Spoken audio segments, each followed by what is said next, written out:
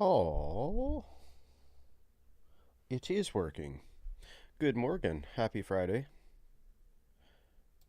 What do we got today? I think it's still kind of early. 8 o'clock.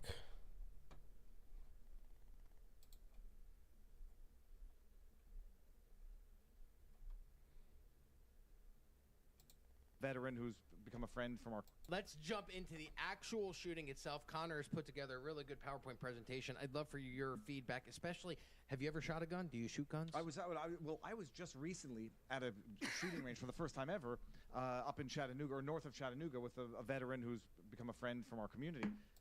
And he said, I've never fired an AR-15 before. So he says, I'm not going to tell you anything.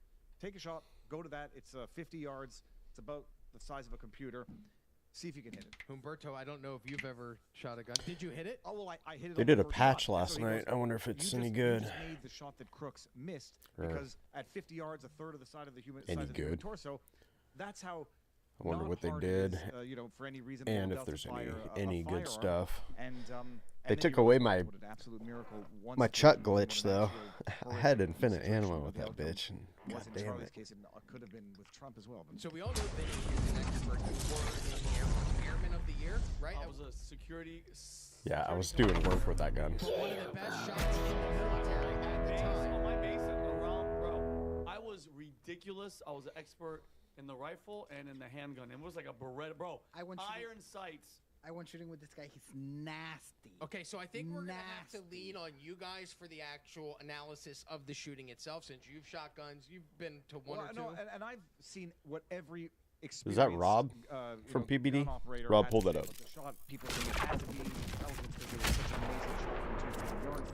And everyone's like, any kid who goes hunting, a 12-year-old kid who goes hunting, would have made that shot. It's a base shot from a hunting perspective. Well, was this kid a shooter? He came from a family of gun-loving. But I'm saying him specifically. Did they find out? Not him specifically. He did go hunting, and he grew up. So was he on the roof? Was that actually him on the roof?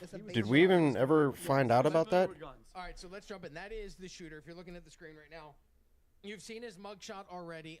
22-year-old Tyler Robinson was arrested after gunning down Charlie Kirk. It was September 10th at the Turning Point USA event at Utah Valley University in Orem, Utah. The suspect allegedly fired a single round from a rooftop using that rifle from 200 yards away. One of the things that was interesting that I saw. That was a World War II rifle? Are you familiar at all with that type of gun? It's a Mauser 30-06 bolt action rifle. They call it 30-06. Well, that oh, it was a bolt action. Okay. I just saw a small picture of it, but it looked black, and I was like, because I'm not a gun guy. First of all, they were talking about the evidence that was found. Cash Patel came out yesterday and talked about the evidence that was found at the scene of the shooting. Just looked kind of newer than like a World War II weapon. The shooter is weird to me because the shooter is not cooperating. So I would assume that you'd have to give your DNA in order for them to test your DNA. It was palm prints or some body prints, and they were shipping stuff. They were using the FBI resources to ship it back to Quantico to get results in 48 hours. But here's my thing. I saw. Okay. Damn, Borderlands is just like suspect, chugging away on my computer. It's all pointed that it's him. Run from the roof of that parking structure or whatever it was, and hang and jump off. I didn't see a gun. That's not a foldable. It was sort of patched. Collapsible stock. I'm sorry. Okay, I'm sorry. I was just asking what sort of patch you put in here. With a screwdriver, which is why I brought that up, because I don't know if you know, and if you don't, that's fine. But one of the things I saw going around yesterday, bartender, don't use a screwdriver to mess with need the another scope coffee. or any attachments on that rifle. It's usually done with an Allen key or what's called a hex key. Yeah, so they were saying it was odd that the sniper, the shooter, the alleged suspect, had a screwdriver up there with him when he wouldn't have needed one for any reason. He doesn't. No, you don't need it. And if anybody saw the video, when they were like, "Whoa, he had the gun in his leg." No, he didn't. I do like the intro music to this. Landed awkwardly because they were saying he was walking with a limp because he had the gun in his leg. No, he fell off of a 2-story building, and you saw his legs hit. I have jumped like an idiot off of a 2-story building, like a porch once, because I was like, yeah, I'm hanging off. I'm like, I could do it. I was young and stupid. Yeah, you could definitely roll your ankle. I'm lucky. Thank God nothing snapped. But, bro, my right knee buckled. landed on my ass, and I couldn't walk for a month. My mom beat the living crap out of me because I couldn't kill myself. He jumped. There was no gun. There was no... a lot of it's not adding up. And from that angle, Rob... Unless you just toss the gun first. I don't know. A lot of a lot of the details don't add up. Just like every case we talk about when there's a shooting. It's going right down. Right? A bullet's trajectory, for everybody at home that doesn't realize, when a bullet comes out of a gun, especially a rifle, the initial trajectory, it rises, and it stays up here for a while, and then it comes down, especially long distance, right? I've never... See, that's great insight. Especially I've never known that. Especially a 5.56 M16, which while I was shooting in the military, it's the rifling, because you have to think about it. 5.562, I think it's going like, if I'm not wrong, Rob, anywhere to 32,000 something feet per second. This thing, and it's rifling, so it comes up, especially, like a longer distance, and then it comes down to a target. If you're shooting down, Rob, it's coming straight down into this target. And the one thing I don't know, so Rob, if Charlie, God rest his soul, is sitting like this, okay, his body shot left this way. They're saying the shooter was over there. Was he in front of him? Because if the shooter was over there, especially with JFK back into the right, we're back into the right. That means this angle, there's no way you're going to be getting shot from here and your body's going to jerk this way. So, again, I showed him a video before we got in here, something about a flash, because think about it, Rob. That tent is around here. Nobody from up there, meaning from a close angle, could see straight down into the physics doesn't match. But they're showing, and they made a good point where you're not going to catch a bullet at 64 So, frames. dude, per you second. gotta start doing this area. They have a camera that's Up way and slower. up and Similar to what here, CNN had and up when they and were at here. the Butler shooting and happened to that whole capture the bullet. bullet that Let was me- going past Trump. They had a whole bullet. Say one thing. I've seen breakdowns and sharpened image of him jumping off the roof, and it looks like he does lower something before he does it. It was a bag. It was like a bag of a shirt. At this point, look, the facts as stated, or the alleged facts as stated, if there was a shot coming from a totally different section of the building, I think the witnesses on the ground would have known it. If it's coming from back and it's going to make an exit wound, whether what happens to the human body, I happen to I Wonder if I should hit Vault Hunter 5. I found out you could do that. I didn't know that was a thing, so I should probably do that first. Would cause a certain constriction, or what's the word I'm looking for? Convulsion? Not a convulsion, but like a body reaction. And when you're talking about bullets, It's probably just flying gonna be around at main missions. 3,000 feet per second. The air pressure of the shirt. What people are saying, he was wearing a vest because of the way the shirt puffed up in the air. At this point, unless we have credible evidence that the bullet came from somewhere else, there was more than one shot. Bottom line, for the time being, it was one piece of lead from one fucking. Can we bring up the picture of the kid again?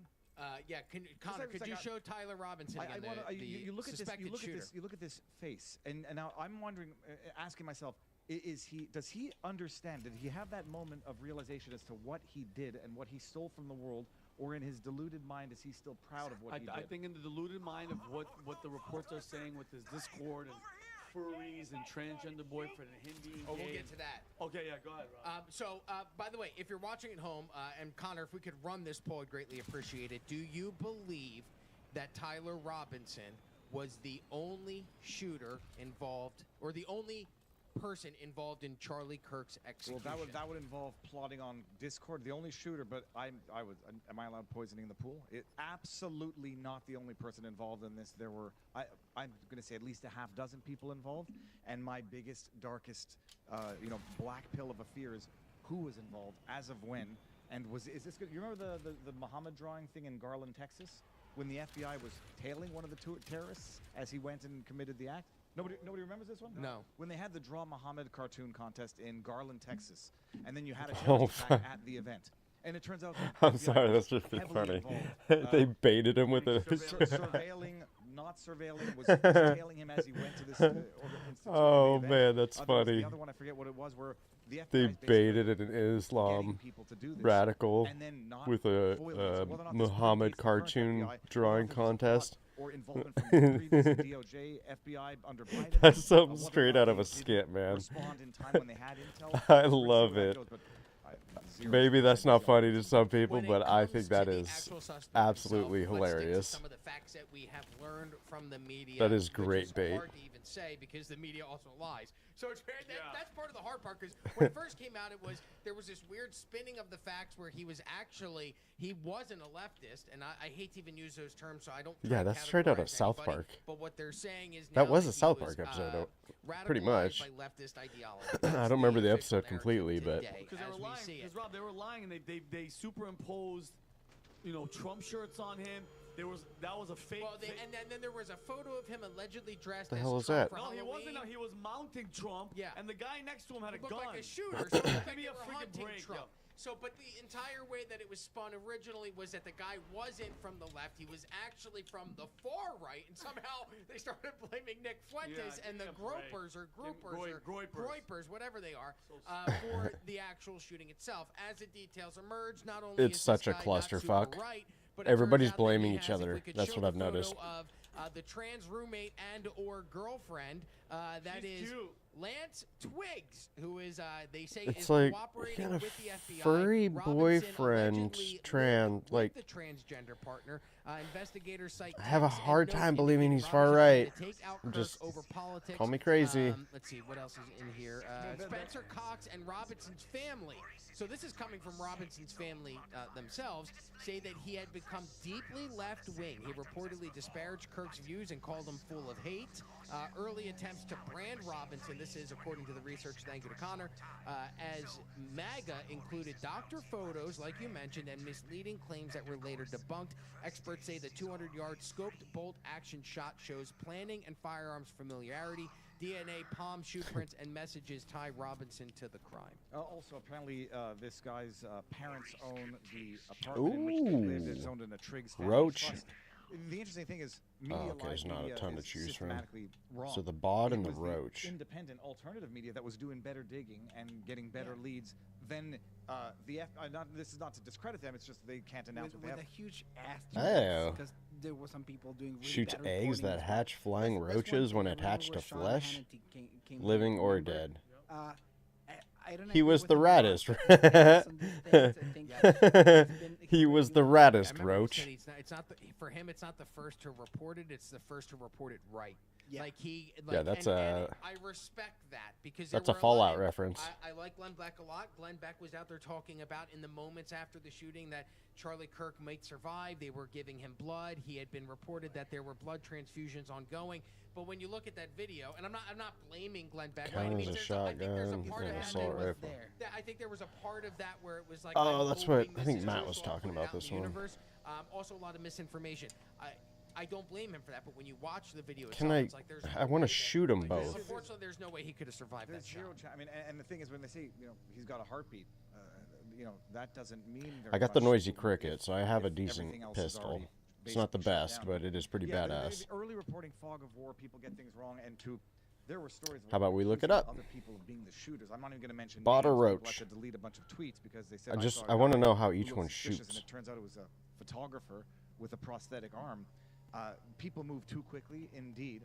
But the alternative media, like digging and sleuthing, I know people who found the Discord Oh, before God it damn was it. publicly announced, and you know that once you know that, and it's I'm not in Fallout. What am I doing? I'm suspicion thinking as to Fallout whether it's now. left or right Thinking is roach. immaterial. It's out the window. The only problem is you've already got that lying machine of MSM and the Harry J. Sissons of the world putting out the shit that turns out it was a white cis, not trans, not whatever. It's like, dude, day later you're still deleting. You're not deleting this tweet yet. You dumbass.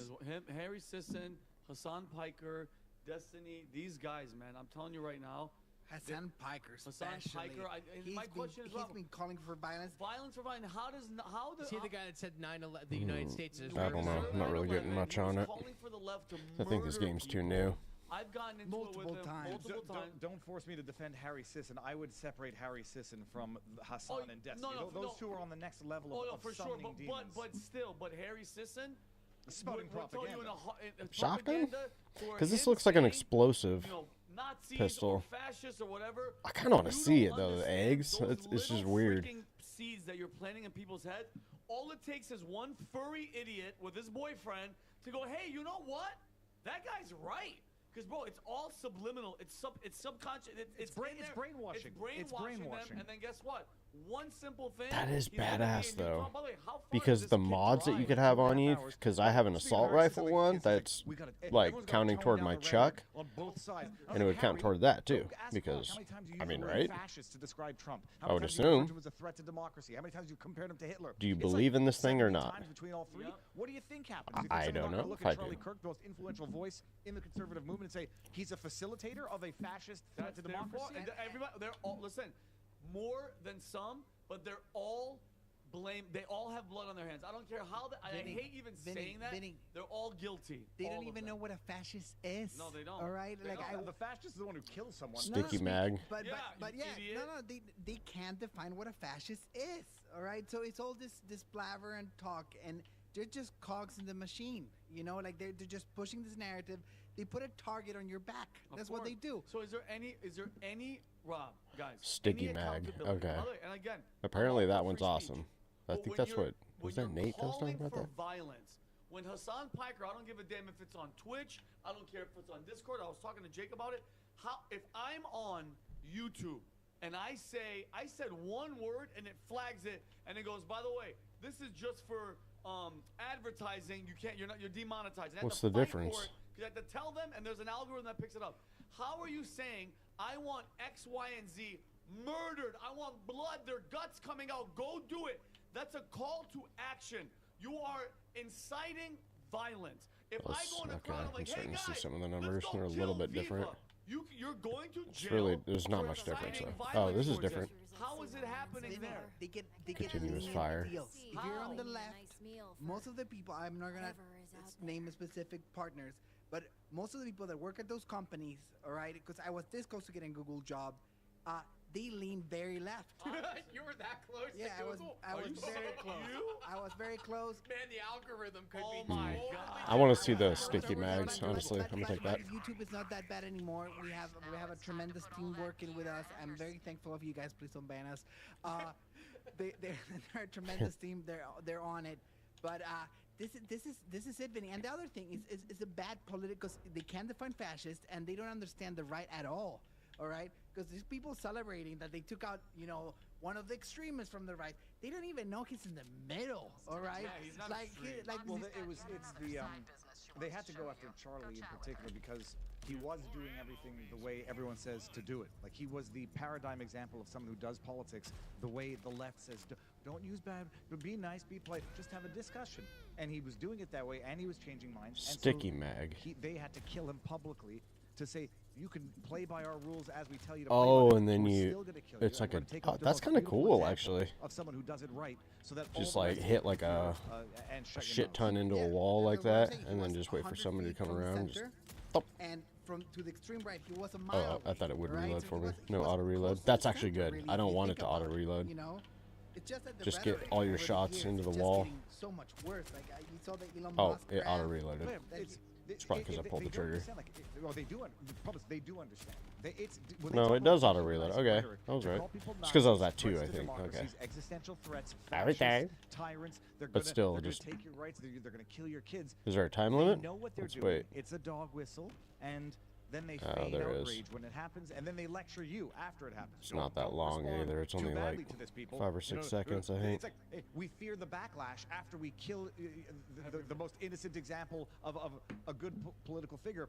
We fear the backlash now, like we're the victims. No, they're the perpetrators. And the only question is, how do you fight this peacefully in a way that doesn't land you in jail? Because It's all right. don't want to sacrifice your life for some people who don't deserve Now it. it does make it a lot safer, because this woke up a lot of, like, I've been working with the extreme right and with the extreme left and tracking them and reading about them, both sides.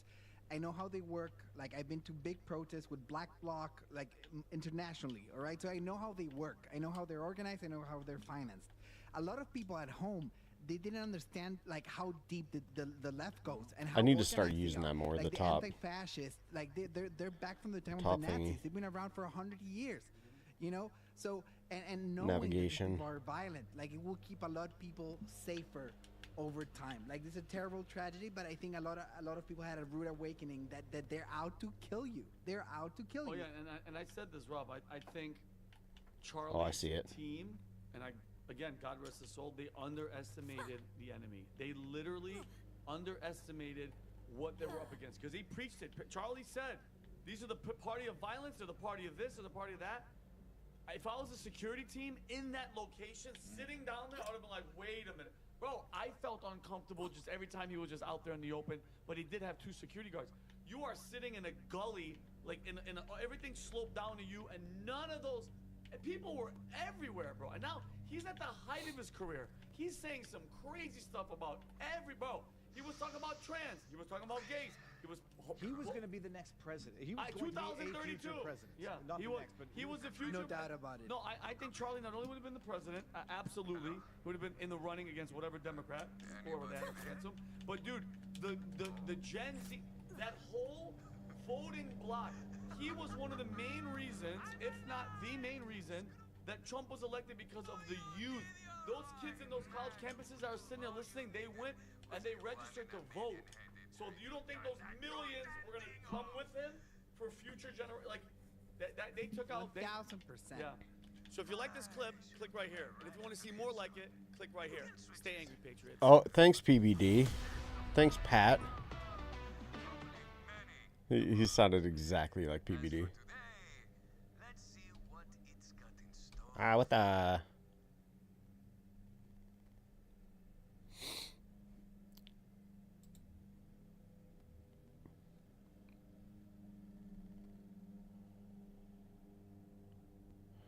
Oh, that'd be interesting. Bless the house, and she said that weird things were happening there, and then she... Today's culture war parade, kid. Oh, God, yeah. I was recently told a story by someone who said that they had come to find faith in Christ. I asked them what happened, and they told me that they had lived a pretty degenerate lifestyle. Get some they were on coffee. drugs, and they took it upon themselves to read this passage where they would give themselves to Jesus Christ. And they did, and it resulted in them having an anxiety attack, shaking violently. And they thought, and this guy said he was going to die. He thought he was going to die, and his girlfriend was worried about him, and he was like falling on the ground and shaking. Weird. And I'm This like, is interesting that sounds already. Real crazy, but I'm like, I wonder if he was possessed. You know, I do think there are evil forces out there. Me myself, I am not a Christian, but there are many questions that I do have, and a lot of people have brought this up. I think there are forces beyond our recognition, beyond our understanding, and I think it's fair to assume. I mean, humans didn't even know that radio waves existed until, what, like the 1800s? So there are forces that exist beyond our perception. That's a fact. In fact, when it comes to the Large Hadron Collider and all the research they're doing in quantum physics, we can't perceive any of this stuff, but we know it exists, right? Could there be something beyond? I think for most people, the faith answer is duh, obviously. For a lot of the secular people, I don't think you can deny it because science says there is something else. The question is, what is it? Does it influence our behaviors? And I actually think we need to bring back exorcisms. To be honest, not that they went anywhere. They're still happening. There are stories about how priests are overwhelmed with requests. So we're going to talk about that today on the Culture War. Before we do, my friends, we got a great sponsor for today's show. It is Bearskin. Check out BAER.skin/Tim. You can get 60% off your Bearskin hoodie. These things are fantastic. Smart people are locking in their winter gear right now. The temperature's starting to go down. Hands down, it's the best time to prep for the coming winter months. Bearskin is running a 60% off deal right now, but only if you get your hoodie early. Hoodie's built like a tank, 340 GSM micro fleece, 10 pockets, clean, rugged fit, looks awesome. Plus it zips right into the heavy storm rain jacket to become 100% waterproof when you need it. So whether it's cold, wet, or windy, you're not scrambling at the last minute. You'll get free U.S. shipping, fast delivery, and you have locked in winter gear early. That's a win-win. Do yourself a favor and text TIM to 36912 to lock in your 60% off. Again, that's 36912. You'll get sent a link straight to your phone so you can check it out later. Maybe you're busy driving, just get it. Shout out to Bearskin. These things really are awesome. It's one of my favorite hoodies, if not just, I absolutely love these things. Plus the rain jacket is super light, so you don't get super sweaty. Big fan. Shout out to Bearskin. Anyway, my friends, on to the show. We've got a couple of great guests hanging out. Sir, would you like to introduce yourself first? Sure. So, Father Aaron Williams. I'm a priest, a Roman Catholic priest at the Diocese of Jackson, Mississippi. I serve as the rector of St. Mary Basilica and Cathedral Catholic School in Natchez. I think part of why I'm competent to speak about this, I recently served as a consultant for a movie on exorcisms called The Ritual, starring Al Pacino, and then my academic background is I'm working on a PhD in liturgy, so in Catholic ritual. So I'm competent to speak about how the church acts in those ways, but I appreciate the invitation. Absolutely. This movie is out already? It did. It came out at the end of May. It's on Amazon Prime now. The Ritual. Interesting. Ooh, horror film. I want to watch that one. We got another gentleman hanging out with us. Yeah. Hi, my name is Shane Smith. I'm a comedian by trade, but I also am a former leftist podcaster and all-around degenerate Satanist who ended up converting to Catholicism. And so now I spend a lot of my time doing comedy, but also spreading the gospel in any way, shape, or form I can. So I am uniquely qualified to be here because I have also experienced many dark and nefarious things and also the light. So pretty good times.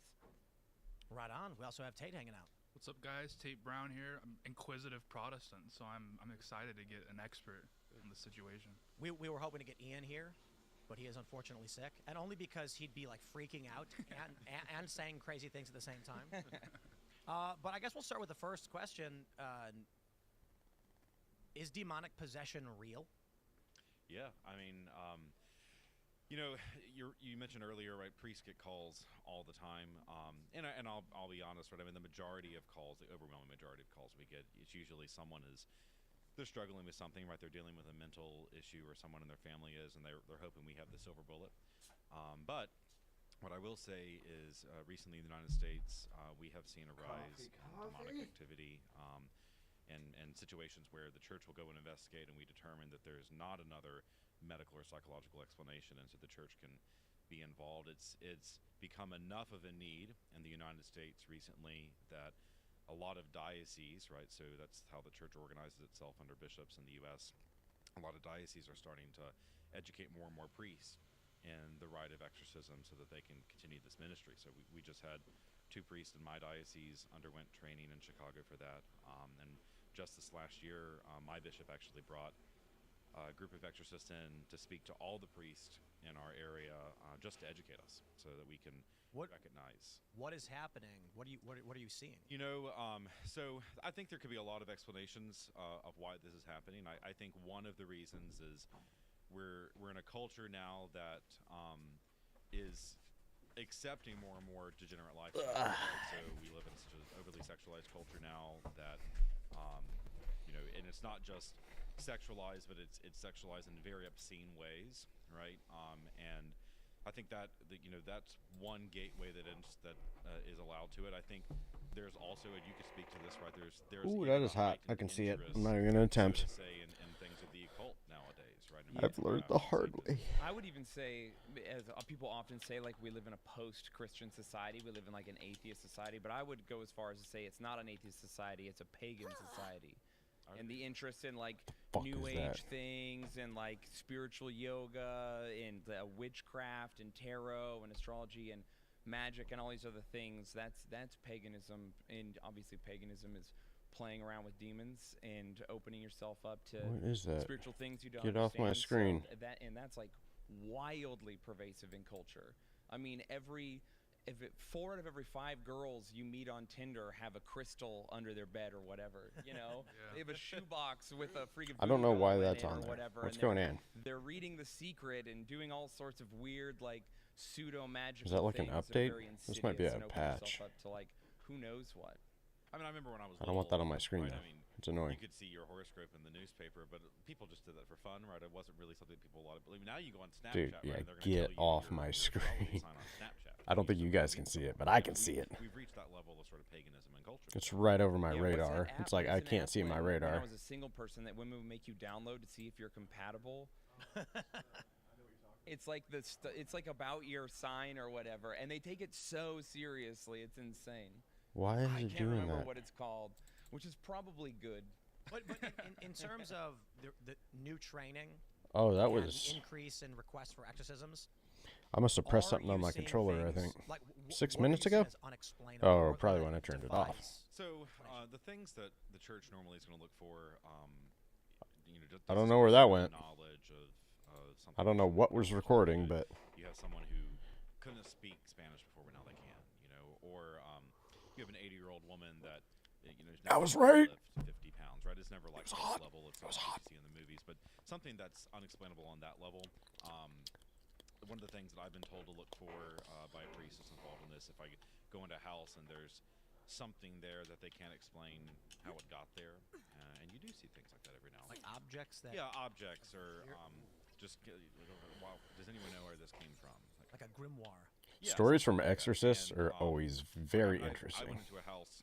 It's like, 5 or even 6 if you years think ago, they're bullshitting, it's like they're in a still previous interesting. assignment, and this woman was concerned. She wanted me to bless the house, and she said the weird things were happening there. And then she wanted me to see this Bible, and I was like, okay, well, let me see the. Well, she opens the Bible, and the Bible's hollowed out, and you can tell that something had been smuggled inside this Bible, and she didn't know where this came from or who it belonged to, and so I took that from her and burned it. You know, 'cause you'll find weird things like that, or I was mentioning yesterday when I came in from the airport, just last month, I was asked to go bless a house, a family. So I live in Natchez, Mississippi. It's about 2 hours north of New Orleans. Well, a family from New Orleans bought this old house, and they want to make it an Airbnb. When they were renovating it, they went into the basement, and they found this sort of secret room. It's under the front staircase of the house. And when you go in this room, I mean, there's a pentagram on the floor, and you have a table with a crystal ball in the middle, and there's animal bones on the walls, and there. So I took all of that and got rid of it all, and then they asked me, what should I do with this room? And I said, I don't think you do anything with this room. you Yeah. Leave it here. You probably just... But yeah, so you're seeing that kind of thing now. And, you know, and the thing is when people learn about it, right, they may not think it's cool, but they think it's interesting, right? And so people can get obsessive about it. And it's underneath. That will lead you down a path where now it's no longer just interesting. Now it does become cool. And Have you witnessed people speaking languages they shouldn't know how to speak? So I haven't witnessed a lot of phenomena myself. I've seen some things that Where's your cricket? Ow! I thought were weird enough that I wanted to let the bishop know about it, that kind of thing. I'm trying to think of a good example of something. I've seen supernatural stuff. Yeah, I mean, I'm not experienced supernatural. I can't really say I've seen anything myself supernatural. Recently, someone had asked in an interview, they said, are you involved? Are you an exorcist yourself? There was one thing, but it might have just been my brother fucking with me when I was little. So I really don't know. I don't think I ever got the reality on that situation. Just my toys were set up in a different position after I went to bed one night. But it was my room, and my brother didn't come into my room, so it was weird. It was like either I did that sleepwalking, or my brother came into my room, or. But it's also not something I think people need to be actively afraid of. Other than that, I haven't seen anything. Obviously, you said one of the things that they'll look for is something like some kind of supernatural ability or something like this. And there are stories, I believe they're more rare, but there are exorcists and witnesses who say they've seen weird things like levitation or things like that. Is that real? Yeah, I mean, I've heard of things like that. Most of the time, like I said, what I'm seeing is more it's knowledge of something else. They have additional strength, or their voice is different. Things that could be identifiable as signs of mental illness, but then when they're tested by a psychologist, the psychologist determines that there is no mental illness there. I started thinking about this because in the past several years, like especially since COVID, there are people that I've known my whole life. I feel like this gun does seems like a lot. In the span of a week, their personalities flipped. They speak differently, they behave differently, and they're behaving in ways I would describe as evil. And it's shocked me. And maybe you know, for those that are out I would there agree. that, are more secular, agnostic, atheist, or whatever. I don't know. It's like which people I one work are, with. I'm like, you're like the I sweetest will literally person. say How are people you that I've known turning my whole into life an have absolute been monster friends. if like Trump And gets we'll send brought me a up? message being You're like, turning "How into you a been? Haven't seen demon. you in a while, you It's know, weird. yep, when It's you're like, back in town." whoa, flip. And then a month later, it's sending me nasty, evil messages saying you're gonna burn.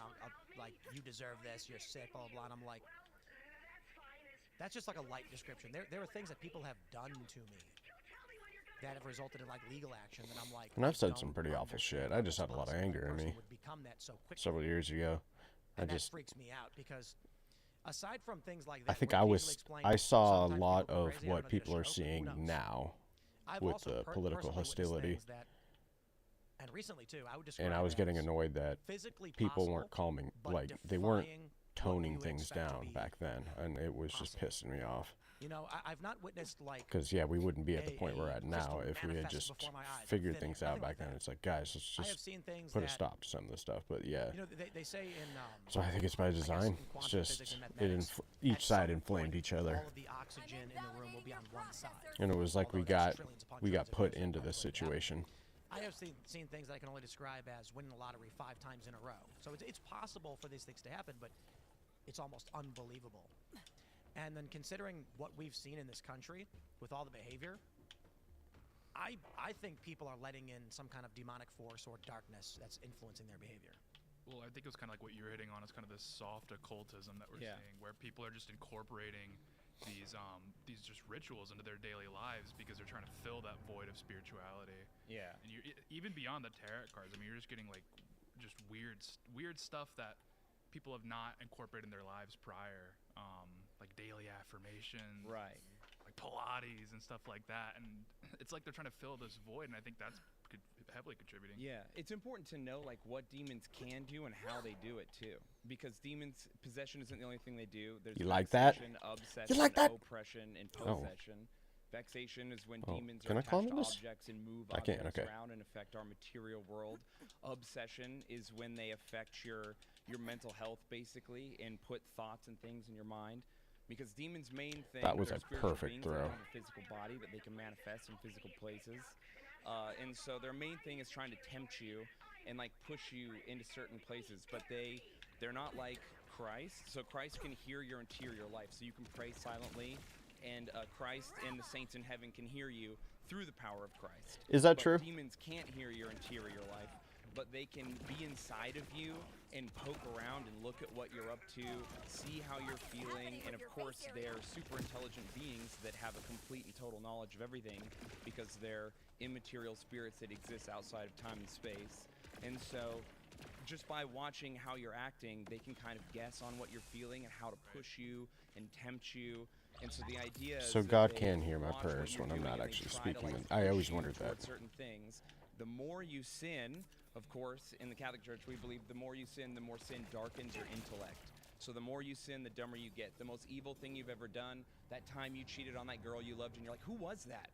I don't even know who I was. Why did I do that? Like, you literally don't know why you betrayed your friend or did some of the worst things you can imagine.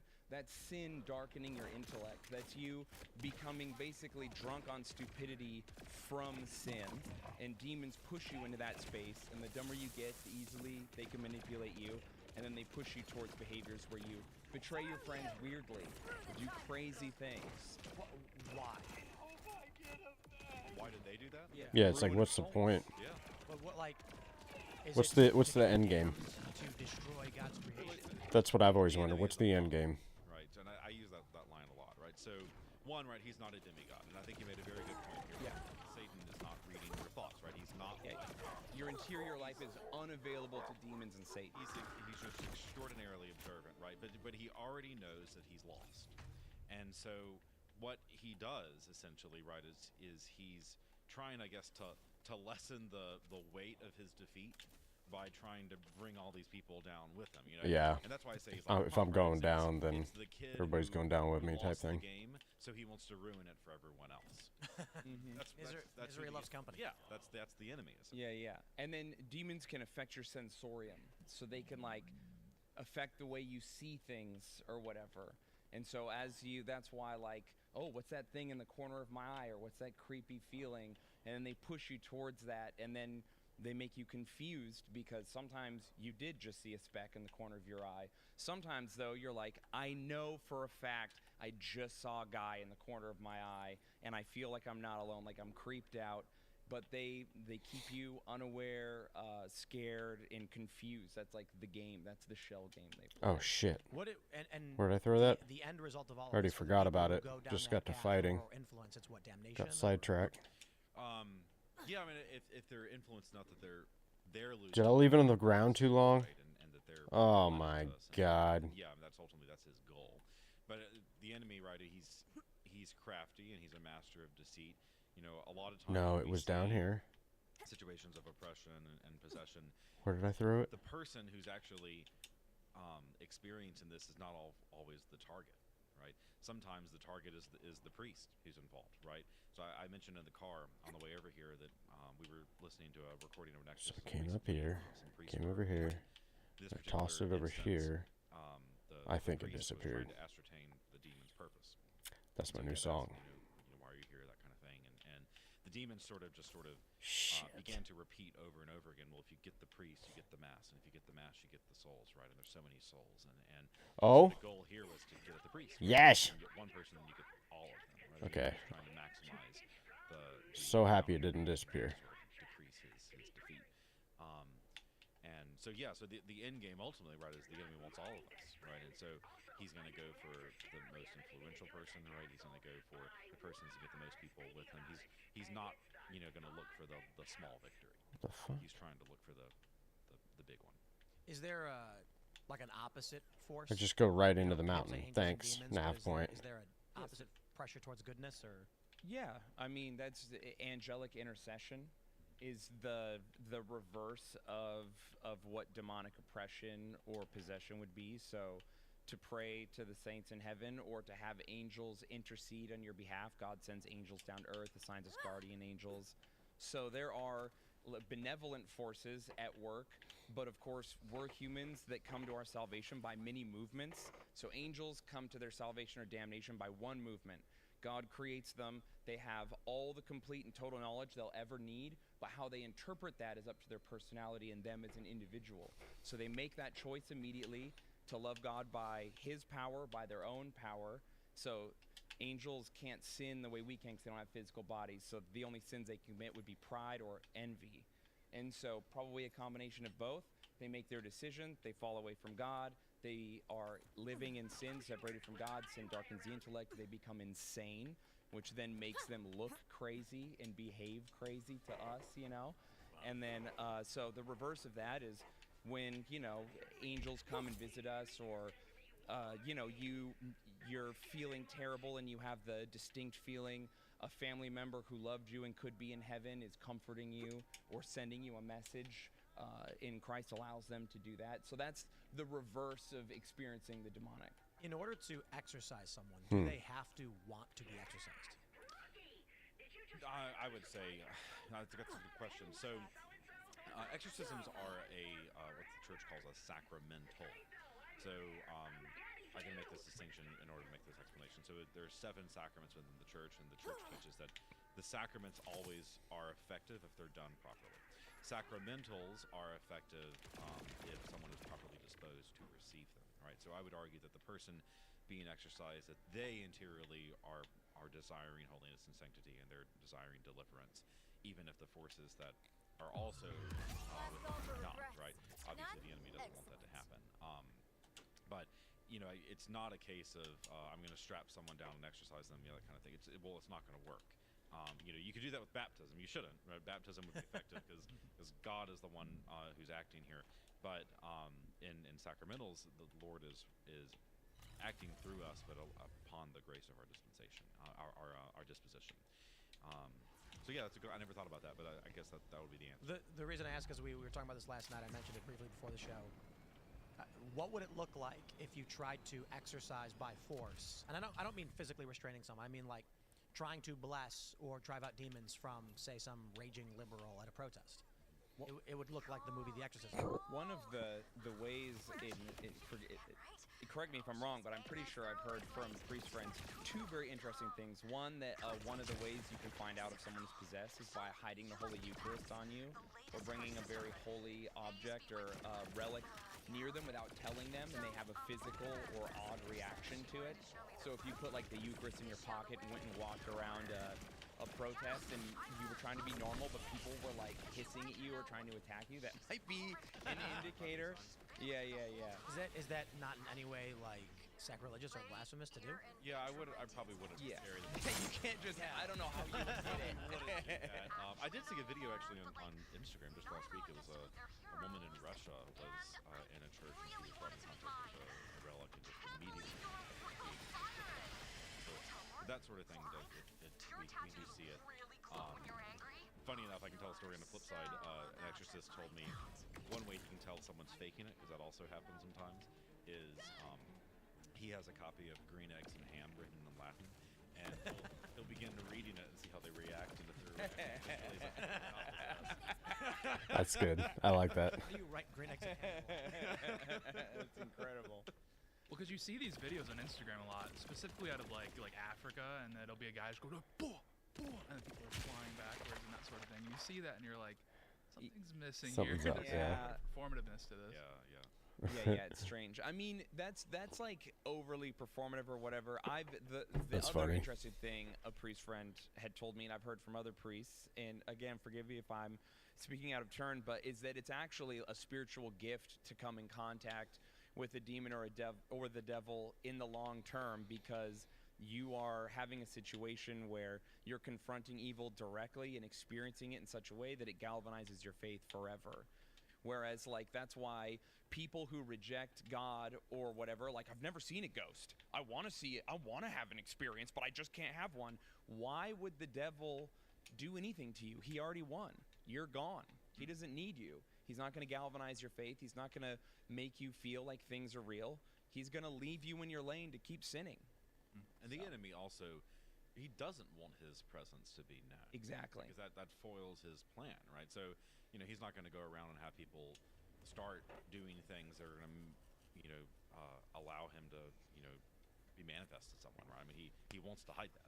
Yeah. I think for a lot of what we would describe as like default liberals, normies, I'll call them normies, because Is that a goal? necessarily have to be just liberal, but if they actually, so let's say someone is living 4 in sin, million. they're doing Do I things have that that are much? driving them towards a darkness. I think there's a good amount of people that if they actually saw the demon manifest before their eyes, they'd turn around immediately. I think deception is required to push people towards darkness, because I think people actually understand that if a demon is trying to entice you to do bad things, it's going to be bad for you. And so there's a deception, and no, what you're doing is good. You're the good guy. Trust me, keep doing what you're doing. Yeah, you also like I used to practice a type of magic, and I was like a member of the Temple of Satan or whatever, and you tell yourself, well, it's aesthetic. Nah, this is like a cringe, funny, heavy metal looking organization that does political activism. I'm not engaging in real Satanism. And then you're doing like weird magic stuff because girls think it's cool or whatever, and you're like, well, it's like goofy. Well, maybe if it works, who knows? And then you're like, well, if the secret works, this will work. It's like harmless. And then you're experiencing like dark, you're trying to go pee at night, and you're like overcome with a complete and total sense of dread, like there's something waiting for you on the other side of the door. Have you ever, when you're a kid and you're so scared that you're like, this is happening to me, this is real, I'm the most terrified I've ever been, blanket over your head. Like, of course, to have that feeling as an adult is like indicative of like something real is happening to me, but you you just explain it away the same way, like, because it's just what we're designed to do. You're just like, I'm just being weird. What isn't really happening?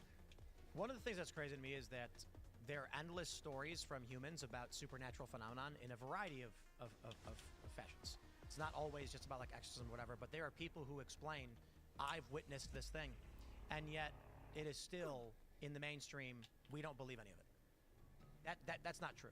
Yeah. Because you never experienced it. It's funny because when you think about how scientists will explain oxidization process through hemoglobin or whatever in your body, you're like, that's correct. Because everyone tells you it's correct. But then when you have people all tell you stories of, I have witnessed something, we are basically meant to believe that can't be true, we ignore it. And that seems weird, it's illogical. Yeah, well, so at first I would say that there's so much about the world we don't know. Like, for instance, we we don't even understand like why we yawn. Really? Right? We don't understand. So, but yeah, right. So, but the response I would give to that is, okay, first, so people could ask the question, for instance, why doesn't God just manifest himself over the whole world and everyone, like announce through a trumpet that he's God and everyone will believe in him? Well, one, God desires that we have free will because he desires us to love him, right? Not just to accept and believe in him and fear him, right? He wants us to love him. And if you're going to love someone, you have to love them freely, right? You can't, go up to the girl you like and put a gun to her and say, love me, right? And she's not going to actually love you, and if she says it, right? So, in order for us to authentically choose God, we have to have the ability to choose other than God as well, right? We have to have that complete freedom, right? So God permits evil to exist, ultimately so that we have the ability to choose him freely. right? So these manifestations, right? Sometimes there's a reason Okay. for it. That's fair. That this person, they need the effect of this grace, or they need the experience of this to prevent them from making some decision down the road, or whatever it is in God's providence. But for the overwhelming majority of us, we just need to have normal lives and have the experience of learning to pray and learning, the teachings of the church or whatever it is, and that will be enough for us to have the ability to make that decision. It feels like recently good is winning. However, I'm curious as to why, I went to, where was it, Shepherdstown or whatever? They have a church up there with the Progress Pride flag. And so this is not just the gay rights flag. It's got the weird colors on it. It's got the fist and all of that. This is not a church that's going to teach you good morals or biblical values. It's going to espouse degeneracy. How does this happen? How does the church actually succumb to this itself? So widespread. So I mean, I can't speak to what other groups are doing. It's not a Catholic church, by the way. Yeah, I mean, one of the reasons. I mean, obviously, right. I mean, there are Catholics who are going to individually believe these sort of things, but one of the reasons I am Catholic is because the teaching of the church, right, is that one, we can't change the church's teachings, right? We don't have the authority to change the church's teaching because they belong to God, and so even if this individual person is espousing this belief, right, and there are people in the Catholic Church that do, that's not the teaching of the church, right? You can't change that, and that's, like I said, I appreciate the firm foundation of that. Now, to kind of speak more to your question, I think especially in the United States, we are seeing, I think, within the culture overall, a sort of return to but I also think that sort of liberalism in itself is becoming... That gun is actually very strong. Yeah. That's interesting. So why is it affecting the church? Well, because we are treating it, as a religion. Abortion is becoming like the liberal sacrament in some way, right? And so so it's taking this sort of religious, this cultic approach to it. Abortion and the most prolific demon in human history, it relishes in human child sacrifice. Yeah. That's pretty. Which one is that? Moloch. I thought that was. Yeah. I mean, he was so prolific in during the Peloponnesian Wars when the Romans got down to Carthage or whatever, and they saw what they were up to. It was so disgusting to even the pagan Romans that they obliterated their society forever. Whoa. So that no one would ever even know about what they were up to. We don't even know like what languages they spoke entirely. Like they obliterated them. That's how appalled they were at what they found they were doing for demons. But yeah, it's a crazy thought. So there are specific named known demons. Yeah, I mean, whenever an exorcist performs an exorcism, one of the things that he's meant to do is ascertain the name of the demon. Names have a power, right? I preached about this last week during one of our daily masses, but I give an example, right? You say you're in love with a girl and you hear your name in her voice, right? That has more power than someone else saying your name, right? So having the identity of the demon also tells us a little bit about who this demon is or why they're acting. So yes, that'll be an example. So I think a lot of people are familiar with Moloch. Yeah. There was like, what weren't they going like the Bohemian Grove and worshiping a giant Moloch statue, or what was that? Yeah, he's that one. And if you look, Hillary Clinton also sacrifices a chicken to Moloch.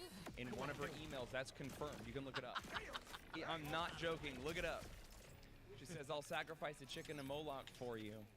Is she joking? Or no, I don't know what the joke would be. That's crazy. Yeah, look it up. It's wild. Unless I'm on some conspiracy theory stuff, but I'm pretty sure it was real.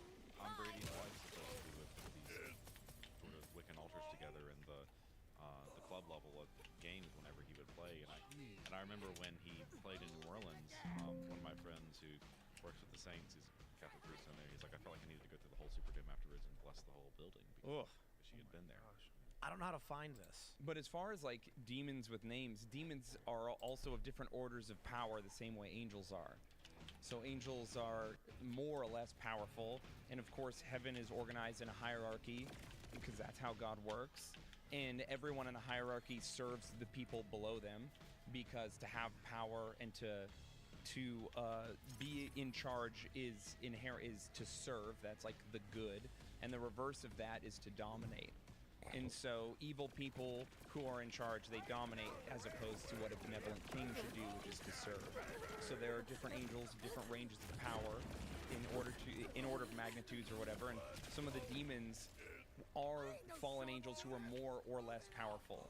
You know, and there's like conjecture that Satan was a throne, one of the most powerful choirs of angels, which again makes it so funny that he was smited by Michael, who was of in Archie, which is the second rank, but not supposedly as powerful as Satan, but stepped up to him and was like, "Bring it on, big boy."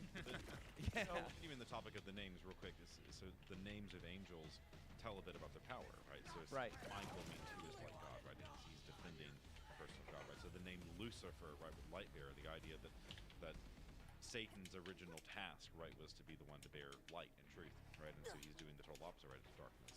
Yeah. So it wasn't Hillary Clinton. It was the email we have from WikiLeaks. I got it pulled up right here. It's Louis Amsalem, who wrote, "With fingers crossed, the old rabbit's foot out of the box in the attic, I will be sacrificing a chicken in the backyard tomorrow." Who did he send that to? Huma Abedin? From So this is... I thought this was one of Hillary's leaked emails. Look, it says from Anselm. Oh. Yeah, so it was a forwarded email, I guess. Unless... It's talking... the email talks about Secretary Clinton. I doubt. Okay, yeah. So apparently... Was it sent to her? It's so strange. Even the fact that someone is sending emails from a government account saying that they're sacrificing chickens to demons, probably not great. Right. I would like 0 political people in America to be doing any sort of demon worship. Yeah, that's ideal. Yeah. What, they're 1 degree separated? That's supposed to make me feel better? Yeah. I'm gonna read this because I think please. the context is interesting and important, so we can understand. Some people are gonna dismiss. He was joking, right? He was joking. Here's the email. Okay. It says Beale called a little after 1:30 p.m. to say a meeting with the de facto envoys had been abruptly canceled, but for perhaps a positive reason.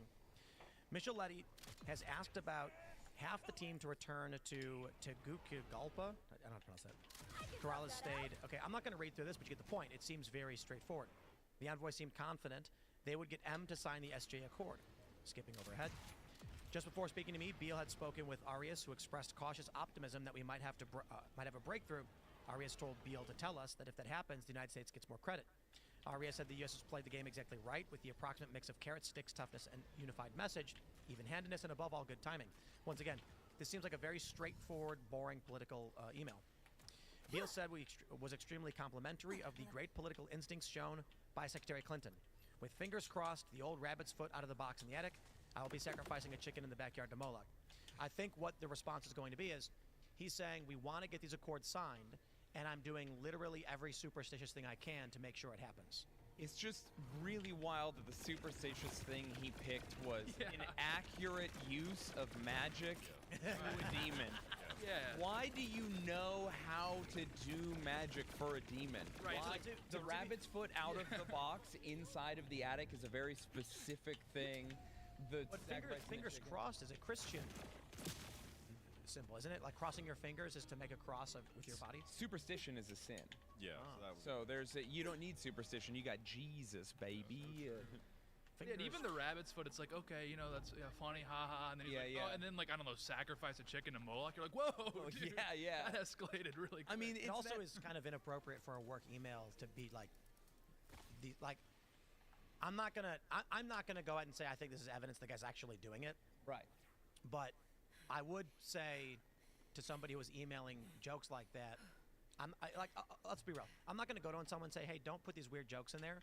But if it was a common thing, I'd be like, it's probably not appropriate for work to be like making jokes like this when we're talking about political accords. I would be like, I need to come to your house and see what your chicken situation is Yeah. actually before I keep getting these emails. Yeah. Yeah, it's about Honduras, I guess. Yeah. But you know, the thing Did that is, work out? Do we know? Oh, I don't know. This is from 2009. What a weird thing. So here's the other thing: the cremation of Care. Talking about the Bohemian Grove.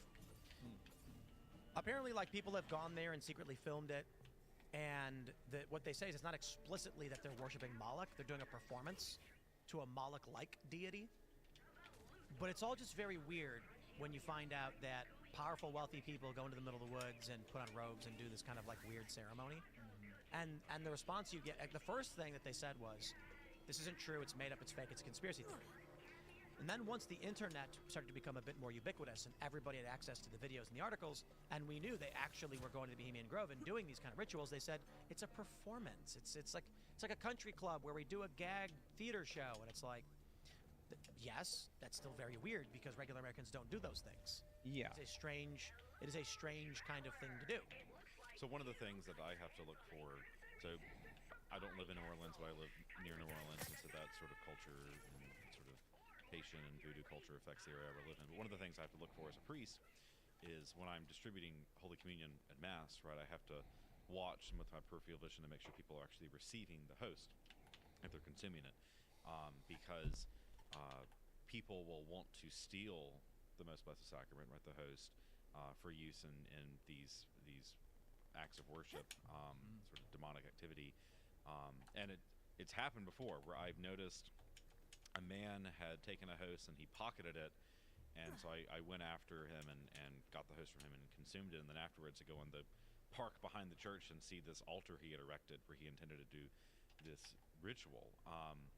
Just this past year, I don't want to say where to protect the identity, but a priest I know that is involved on campus ministry at a major state university discovered Airstrike? that Oh, pledges it's in the the bombers. fraternity were told to steal host from the Catholic Church. Oh, that's crazy. Whoa. I saw someone try and steal the host on Christmas last year. So our priest had to physically stop him from doing it. It was crazy. So on Christmas, you know, of all times at the midnight mass. So I asked ChatGPT about known demons, and in Christian and Jewish demonology, you've got Lucifer, Beelzebub, Asmodeus, Belial. Is that how you pronounce that? Belial. Belial, Mammon, Leviathan, Baal, and Astaroth. In modern culture, Beelzebub just means the devil. This is a different, separate demon? Yeah, so in Yeah, the it is. rite of exorcism, a lot of these names are listed sometimes because the priest is told to specifically, you know, command that these demons depart if they're present, that kind of thing. Sometimes we can say that, you know, perhaps sometimes they're used in a term like Leviathan could refer to Lucifer, but it also may be a separate entity and that sort of thing. I've never. People use Leviathan to reference Lucifer. I didn't know that. Demons also are the whole we are legion, Yeah. we they speak in sort of you know, a way Leviathan was that more of a beast. intermixes all of From them what as I one understood, being in a mockery of that God That's couldn't kind of their contain. whole deal. Mockery of the Trinity. Yeah.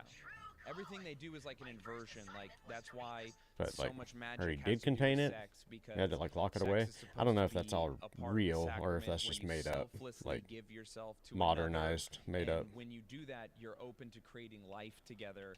Whereas magic is using another for yourself in a way that benefits only you and is not open to life in any way. So that's like, it's always a direct mockery of. What about these other demons? It mentions Pazuzu, Mesopotamian, Near Eastern, Lamashtu. Are you familiar with any of those? So I'm not familiar with the names themselves, but I mean, Scripture tells us that any of the pagan gods are essentially demons, right? Yeah. Shut we're up, Claptrap. Mesopotamian gods, and that's Yeah, pagan gods aren't necessarily demons. A lot of pagan gods are just fake stories of people seeking God.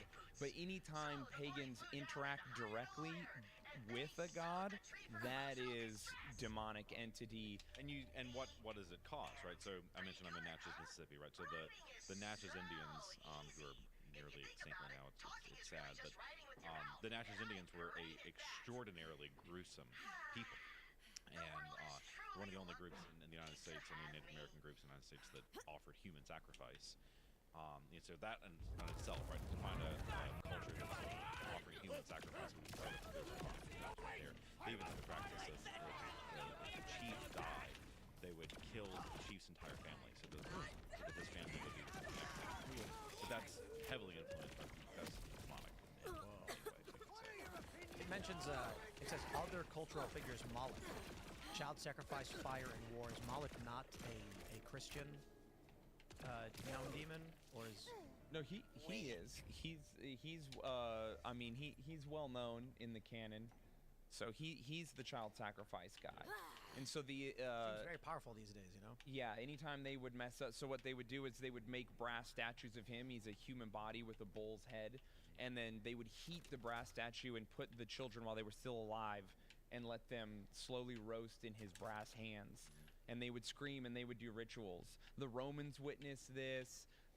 The Jews witnessed this. I think the Samaritans. It there were is other weird people that recorded it's it, many so cultures this have is witnessed a common it. thing that goes on for not just like one generation or something, but over the course of What is this? hundreds of years in different cultures. Well, it's we got on this topic right because we were mentioning abortion. Peter Kreeft, who's a Catholic theologian and canon lawyer, he has a quote where he says that abortion is the demonic parody of the Eucharist, right? Yeah. And it uses the same words with a blasphemous other meaning, right? This is my body, right? And so, yeah, I mean, you can see how Moloch would tie into all of this idea of sacrificing human children, right? They're what are they being sacrificed for? Well, they're being sacrificed ultimately for our individual pleasure. Yeah. Christ, this is my body given up for you, and then abortion, this is your body given up for me. Yeah. So is Odin a demon? No, he's just a fake guy. Yeah, thank God. He's just a pretty cool character. Yeah. What's the difference between these like ancient, like the mythologies and these pagan religions? Like, how do you differentiate what's fake and what's actually demonic? So Tolkien and C.S. Lewis, actually very interestingly, C.S. Lewis converted because of pagan myths. He was really moved by man's search for God in the pagan myths and thought they were really beautiful and interesting, and he studied them. And Tolkien pointed out to him that all the myths point towards one truth, the true myth. That Christ is a mythology, but it's true, and that's what makes it unique. C.S. Lewis converts and becomes one of the greatest Christian theologians of the modern age. But so yeah, some of these things are just people seeking God and creating religion and trying to understand what we all intuitively know. Before the 2010s or whatever, when we started to go down this weird path we're all down, normalcy was a thing we all agreed on. We said things were normal, we used the word normal, and what was normal is we all intuitively know there's something going on, right? Ghosts, spirits, the feeling of God, whatever. So Odin is people seeking God and just sort of creating their own myths and figuring it out and creating myths in order to seek him. But Odin doesn't there are no people who have Odin come down and do things for them. They don't interact with him. I thought that's the story, that Odin makes himself known to people, makes himself visible to people. And when you mentioned when these pagan people actually have an interaction with God, that's demons. So that's Odin came to mind, because that's the stories. He comes and makes himself visible and known to be he hides amongst the people. In the Eddas, he comes and visits people and stuff for sure. And in all the pagan gods visit people. That's one of their things, is who is a god and who's not. But demons are beings that you interact with in order to achieve a material goal in this space-time reality. So Odin was what you thought was God, and he's like a story, but he's not like anyone people are trying to get material things from currently. Whereas Moloch, for all of time, was like, I am a creature, I want you to do X for me, and then you will get Y. Whereas Odin was like, I am this almighty sort of father figure, and I have wisdom, and people were interested in that, or he's a metaphor for all these other things, you know. Do demons cut deals with people? Because there's you mentioned vexation, obsession, possession. Typically, my understanding, which is limited, is someone they don't realize they're being influenced by some dark force to do bad things. But are there also instances where the demon whispers to you, I will give you this if you do this thing? I guess the Faustian deals or whatever. Or is that the devil? You can't sell your soul. It's not yours to give away. So there's really? I can't remember what Interesting it is that talks about a man who had sold his soul and he's being drugged down to hell, and the angels are like, literally just say no. What are you doing? Say no. And he fell into despair, so that he thought he could not be saved because he thought he had sold his soul. the demons had thrown him into such a depression that they convinced him to take him, but the angels were like, literally walk it off. What are you talking about? Like, you're fine, you know, but that's kind of what they do. I was That's talking to a handful of interesting. people a couple years ago about That's an DMT interesting trips. outlook. Have you guys ever looked into dimethyltryptamine? And I have some friends who are burners and stuff, so I'm pretty well versed in their stories. And there's this occult view of what powerful people are doing. They've been doing they're calling it extended state DMT trips. These experiments have been going on for a few years, where they hook people up to an IV and pump small amounts of DMT over a long period of time to create a prolonged DMT trip. So the way people describe it, I've never done it. I just listen to podcasts, right? So what do I know? But they describe it as blasting off or breaking through. Blasting Some people off, I've describe heard it that. as breaking through the veil to the other side, like pressing your face through the screen and you can see a bit. They describe entities on the other side that they experience, machine elves or otherwise. Yeah, clockwork And I was elves. talking to this dude who's very, very Christian. I'm not sure what denomination, probably Protestant, and he was saying that these entities that people are experiencing, they're demons, and they're offering up deals. They're telling you to become corrupted. They don't say do bad thing. They're saying, yeah, do this. Come on, do this.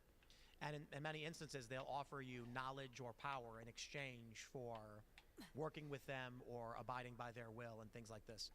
And he was just saying, never accept the deal when you hear the whispers. However, there is one of the conspiracy theories is that powerful elites do this intentionally, take these deals, and are granted knowledge, like you were saying, things they shouldn't know, and they use this to empower themselves and gain control over other people. It's interesting when you say that with possession, one of the things you look for is people knowing things they shouldn't. And then you have in this other area stories about entities from beyond the veil when you take this drug that will offer you up information you should not know, which will grant you more power in the material world, such as like what stock to buy, what company to invest in, where to Pelosi. find certain things.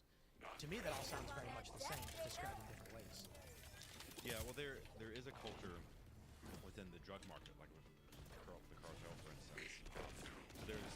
I was mentioning this earlier this morning, there's within Latin American culture, there's this weird and inappropriate relationship of Christianity and paganism. You start to see these sort of these death cults that enter into That it. chuck is so good for those crystal enemies. It's ridiculous. And witchcraft stuff is very good. Well, either way, within the cartel, you hear stories of things like witches cursing loads of drugs with the intention that people become addicted to them and right, and therefore fall further into that, right? And then when you're under the influence of drugs, you're more, your reason is more effective, and so you're more probable to commit sin. Right? So Hey, thanks, obviously bye. benefits the enemy as well. But yeah, so you like I said, you see that. Still got a pound of culture. I can't talk about this ground particular, beef but in my fridge, and I'm thinking about maybe barbecuing today. Kind of got that hankering, you know, that old barbecue hankering. Throw on them jean shorts. Get on them white. What are they? Converse? Are they? No. So you're still Catholic, you just don't realize. Oh, right, okay. I can't remember what type of shoes it is. I had communion, I never had confirmation. But when And I is it a polo? I had this period from probably like 13 till 18. Is that the most stereotypical? And that's what people told me. And then I don't know. I don't know what I Polo. describe myself as now, but I do believe in God.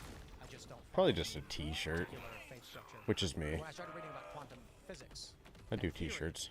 That's actually part of what made me move back towards believing in God is that what I had learned reading as a kid that was never accurately explained to me, and then reading this science and realizing that there was some connection there, and that people may just be looking at something but from different angles. I was like, oh, God is real, and I think God is observable.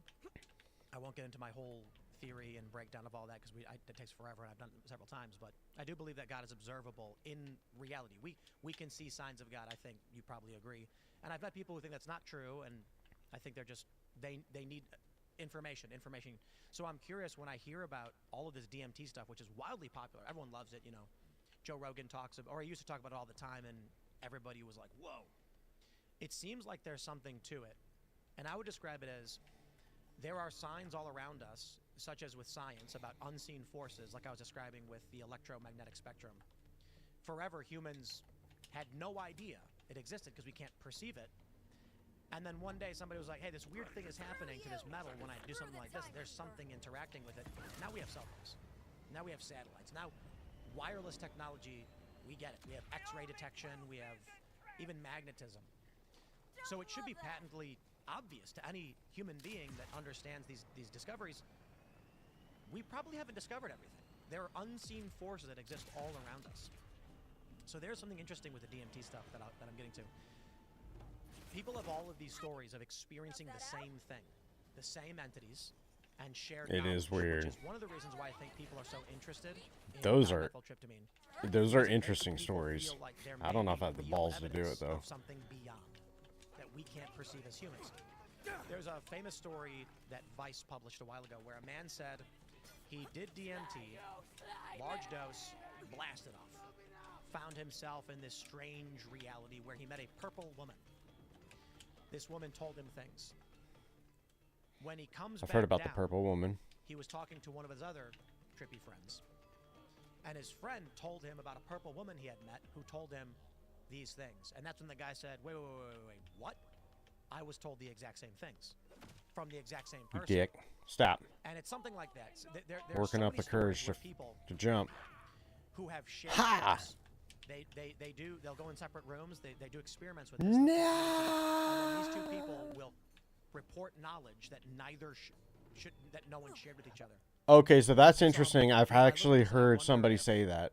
Somebody called him Humans the are starting to trickster, touch though. upon these demonic entities. Like, there was a trickster in both, like, they were in two separate rooms. They were both tripping on DMT, and it was like a trickster was fucking with one of them, and then he started freaking out. He ran into the other room, and the other person was like, dude, he was fucking with me too.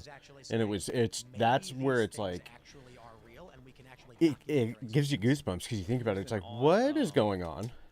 What's going on that we can't see? Of, like, kooky quackery outside of religion. We're like, what? But there are UFO investigators who have done research into it, and they're trying to figure out, like, okay, every time someone's abducted, I'm going to interview everyone who's abducted, and I'm going to see if there's anyone who's interrupted an abduction experience, if that's ever happened. Because abduction experiences, they tend to happen from beginning to end, and the creatures who abduct these people and the people who say they have these experiences, they describe them from beginning to end. They're powerless. So UFO like you're paralyzed. Who's ever interrupted one? That's interesting, right? That is interesting. That's a good question. He look through it, and he finds that there are people who have interrupted Really? These experiences, these abduction experiences, and universally all of them interrupted them by calling upon the name of Jesus. Oh, wow. So the UFO community got really weird about this, which is hilarious that dorks who are like, UFOs are real, and then a guy's like, I think Jesus is involved, and they're like, get this loser out of here. Like, you know, like they so they kind of buried these people, and you can look it up, and they've tried to like speak out against it, whatever. But one of the interesting things about DMT is the universal experience with alien grays. Almost everyone who does DMT has an experience with what they describe as like an alien that as described by people who have seen them. So they're like, oh, it's like a skinny type of alien, like an ET, like a, oh man, I'm making Alex Jones unproud. I forget what the name of the aliens are with the machine elves. The machine grays. elves. Well, the grays are the grays. The machine elves are different. Okay, I'm not Mechanical beings. Yeah, I'm not well versed enough. But anyway, so people universally from different cultures who don't even know see these aliens. So it's interesting that they're witnessing aliens, and then there's these other people who are like, well, aliens might have something to do with the demonic because apparently the name of Christ is the only thing that interrupts an abduction experience. Alex Jones has talked about this, that, and I don't want to put words in his mouth, but he's mentioned interdimensional entities. Yes. And interdimensional vampires. People will actually just say, what, we've heard this, and people will But what people think of as aliens are demons. Yeah. That it's fascinating that it's like we lost the knowledge. These things have been described and explained by humans for millennia. Well, goddamn. I wrote it off a long time ago, but that was what my pastor told me when I was in like 5th grade. I was like, what are aliens? He's like, those are demons. He dismissed it so quickly. And I was like, oh, come on. You just don't have an answer for it, so you just... Or no, I said, what are aliens? Yeah, those are demons. aliens to Like, demons. It for wasn't those demons that, to aliens, because that would be, don't believe yeah, in what are it, demons? let's bring Those it are back to Earth for aliens. you guys a little bit. Wait, what? Simulation. Yeah. No. Right? You guys are Yeah, familiar he with said they're simulation. demons, Yeah. and So I this is was very just like, you popular just don't among have an the tech answer elite, for it. and, So, but it's like, now that I get older, I I'm guess atheists to a certain degree, not everyone, but there are Damn many it, that was are he entertaining right? The possibility that the universe we exist in was a simulation. He might have been created right. by a more advanced civilization. The fascinating thing about that is, what they're basically saying is that a higher power planned the creation of this universe for which we exist in for a purpose. And I'm like, I'm just going to stop you right there. You've basically, you know, I was talking to someone about simulation theory, and I said, I recommend you talk to some theologians, priests, and learned holy men. Because when you discuss simulation theory, that's like chapter 1 of my religion book when I was 5 years old. Yeah, it is silly to be like, God couldn't do it, but Gabe Newell could. Like, yeah, get out of here, dude. That's not real. And so I wonder, you know, just going back to, so what we have here is I looked up common reports of demonic entities with DMT, and it's machine elves. I've had people describe them as like slinky-like beings. I don't know if you guys Slinky? have heard that. I don't know. I've never done any Slinky? DMT. I've never done drugs. what does that mean? And they describe them as like they have like this wavy, slinky-like structure. But it also mentions commonly shadow figures and demonic shapes. In some cases, Wavy, especially fear or slinky. anxiety, the beings are hostile or terrifying, described as demons or dark gods. And it mentions a religious overlap with ayahuasca ceremonies where people sometimes believe they encounter spirits, angels, demons. I wonder if humans have actually known this for thousands of years. There are learned religious holy men who talk about beings that exist beyond. They don't have a form. And just like with simulation theory, people are scratching the surface of religion 101 in trying to describe what they're seeing. I wonder if we would benefit greatly from these hippy-dippy DMT people actually just going and talking to a priest for a little bit and finding that what they're describing may actually already be written down for thousands of years. There's knowledge to be found, I think. There's the movie that I just assisted with, to The Ritual. There's a great line that Al Pacino's character has in it. So he plays the exorcist in the movie. Al Pacino. The priest struggling to believe that this is real. And he says, Oh, god damn it. The enemy's ways may be new to you, but they're ancient. He's been doing this for thousands of years, you know. And you're right? So the church talks about, if you look over human culture, right? So one of the things I do in my field is ritual and liturgy. So I study a lot of paganistic rituals and that kind of thing, and you'll find similarities, right, from culture to culture, of similar beliefs, similar religious practices. And so the church says, we call this the vestigia trinitatis, that there's vestiges of the Trinity all through the culture, because ultimately there's only one truth, right? And so when people discover truth, they're touching upon the one truth, who's God himself. And so when we discover these truths in these cultures, it's because ultimately, right, they're finally touching the truth. And so No! if you can look over This is tough. millions of years of human I don't know what, like, spot I'm supposed to be aiming for, really. again and again, there has And I be try to go up to something the edge, but I feel like I'm not high enough, we in the so... 21st century aren't just totally, oh, this is brand new. No, right? We're not just discovering. Am I just being dumb? Can I get there from over there? One of the things that irks me with these like ghost hunter shows is that they're completely unserious. It tells me to And go I over think there, the nav that point, but the nav point's we should be a pursuing retard, so... when people experience what would be described as then I supernatural fucking- phenomenon, a legitimate scientific exploration of this information. Instead, what you get is Maybe I'm the EMF retard. detectors and like microphones to make weird recordings. And I'm that's the just some made-up retard. stuff. It's not actually the scientific method or process. My mother is into Explode. ghost hunting, or was. Feel like And I'm in a I really Walmart like her. parking I lot. actually have an entire album about it. But we experienced, we had like a supernatural experience. But the Alright, equipment we're gonna is make insane. this. Yeah, it's They made up. just have like an Xbox Connect duct taped to their head, and they're like, "I'm doing science right now," and you're like, "I don't think you are, though. I think you have a very old game system taped to your face." God actually. damn it. And they have lasers I and fucked like that all up. kinds of weird stuff, and you know, it's built by who knows who, and the science is shoddy. Time to plow through some of more it- peeps. It does seem to like do something. I think a lot. I was reading once that a lot of this phenomenon we experience can be explained by ultra low frequency vibration, Mm-hmm. which creates like a sensation within your body. You can't hear it or perceive it. Possible. I just find it fascinating that there are so many stories of people experiencing some kind of supernatural phenomenon, and it is dismissed by the mainstream. I actually will take that back. I don't think it is. I think people are scared to admit it, but obviously the fact that ghost hunter shows exist, the fact that the DMT question is so popular. I think I might be able to make that. There is Just go straight to the ledge. Can't perceive that influence us. I just keep messing up the jump. Or mentally or emotionally, but for some reason on the surface nobody wants to admit it. Most people don't want to admit it. Oh, I didn't mean to do that. Yeah, like I remember when Tucker Don't go down that road. said that he was attacked by a demon in his sleep. The reaction wasn't like mockery. Most people were just like, "Oh yeah, tell me more." Like, again, people subliminally are very aware of these things, and they're not ready to go all in on mocking. Oftentimes, they're just like, "Wait, what'd you say again? Yeah, more, please." Yeah, even for all like, I converted. So I used to have like I used to be a major leftist. I had a show on Gas Digital with Corinne Fisher where I pushed leftist politics and stuff, and I quit that and converted. And of course, I had like tens of thousands. This is probably your of people best like, bet "We're gonna right kill you there." over this now, and death threats and all the wildest things you can imagine.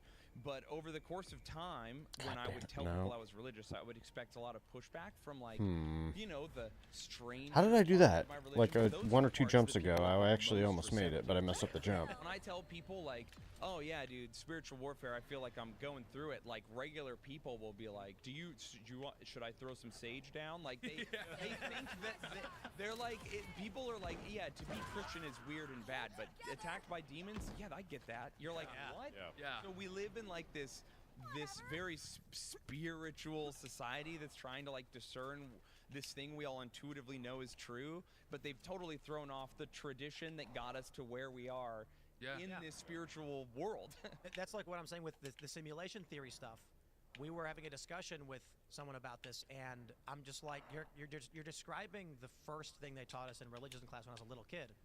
And these big tech guys think they've discovered. God damn, profound I don't know. What am I missing here? Could you call it a construct? This is a really hard jump. Right. And they're like, yeah, sure. Oh, how about that? Like a simulation is Ow. it's a copy of, and you don't know that. You're arguing that we exist in a construct. Yes. I didn't realize I was up. I thought I was still down. Construct the universe that Pass. and then it's maybe Suck, people Chuck. already conceptualized this stuff very, very, very long time ago, and we all actually believed it. But maybe what's happening is we are being convinced to not believe it by dark forces. We are being told to disregard that which we know is true, and exactly as you described it. I can't tell you how many people I know are like, "I'm going to burn sage," and I'm like, "What does that do?" Scares the demons away, and I'm like, why? Why? Well, we've reached a point in our culture where truth itself doesn't. What was the point of that down there? Truth, right? And what is the enemy's goal, right? So God is order. You got to be able to get there from up there. Ordered and it's mathematical and scientific. I believe. The enemy is the I don't opposite, like right? the other It's side. I've tried too many complete times. chaos. And so in the enemy's mind, right? Now we live in a culture that reflects just his head, right? So it's weird to believe that marriage can be between a man and a woman, but let me go show you my crystal collection. You know, Yeah, And that's literally, and that's where we are. and when they explain to you what each crystal does. Yes. I went. There's a rock shop in Frederick. We're huge fans, and just because I don't think there's magic power or anything with the rock. There's various rocks are cool. It's science. They show you how they break the geodes open, and so whenever I go there, For autism reasons, not magic reasons. and then I've got some friends that are like, "Don't buy that one," and I'm like, "Why not?" Ooh, that one summons demons, and I'm just like, I don't know, dude. I just think this is a cool green rock. I don't know what you're talking about. I had a woman recently, and she's from a very strong Catholic family, and God bless this. I mean, she's, you know, probably in her mid-20s or whatever, and she was like, "Father, I want to show you this crystal I just bought," but she's like, "But I don't really believe crystals have magic powers or this kind of thing. But I mean, don't you think that maybe like it's so old, maybe it does have some sort of use or anything?" And finally, I questioned her, I was like, "Why do you need this?" And she's like, "Well, I don't really know." I was like, "Okay, I'm gonna take it." Lost crystal privileges. Yeah. There was a meteorite fragment crystal, and I was buying it, and my buddy told me that to keep it away from me while I sleep because it'll summon demons to me while I sleep. From outer space? Yeah. That not the demons are from outer space. Oh, okay. The rock is unworldly, and that it is unsafe because it will bring demons to you. What am I missing here? I've not It's experienced got to be something easier than this. Maybe I reject demons or whatever, so they have a harder time dealing with me. But But again, I think, like I said, that's symptomatic of a culture we live in where we've inverted truth, right? So, but what I do think you see right now, and I'm seeing this in the church, is the younger generation. It's becoming more traditional, more conservative, and that sort of thing, because we've reached a point where tradition and conservatism is the Yeah.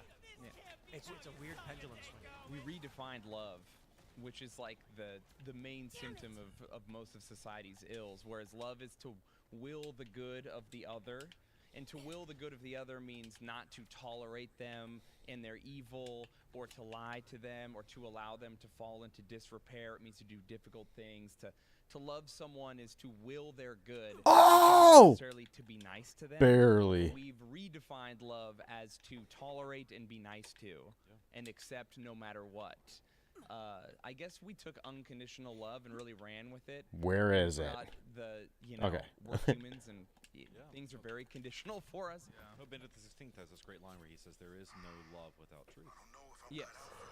And so when we're denying people the truth, we're not really loving them.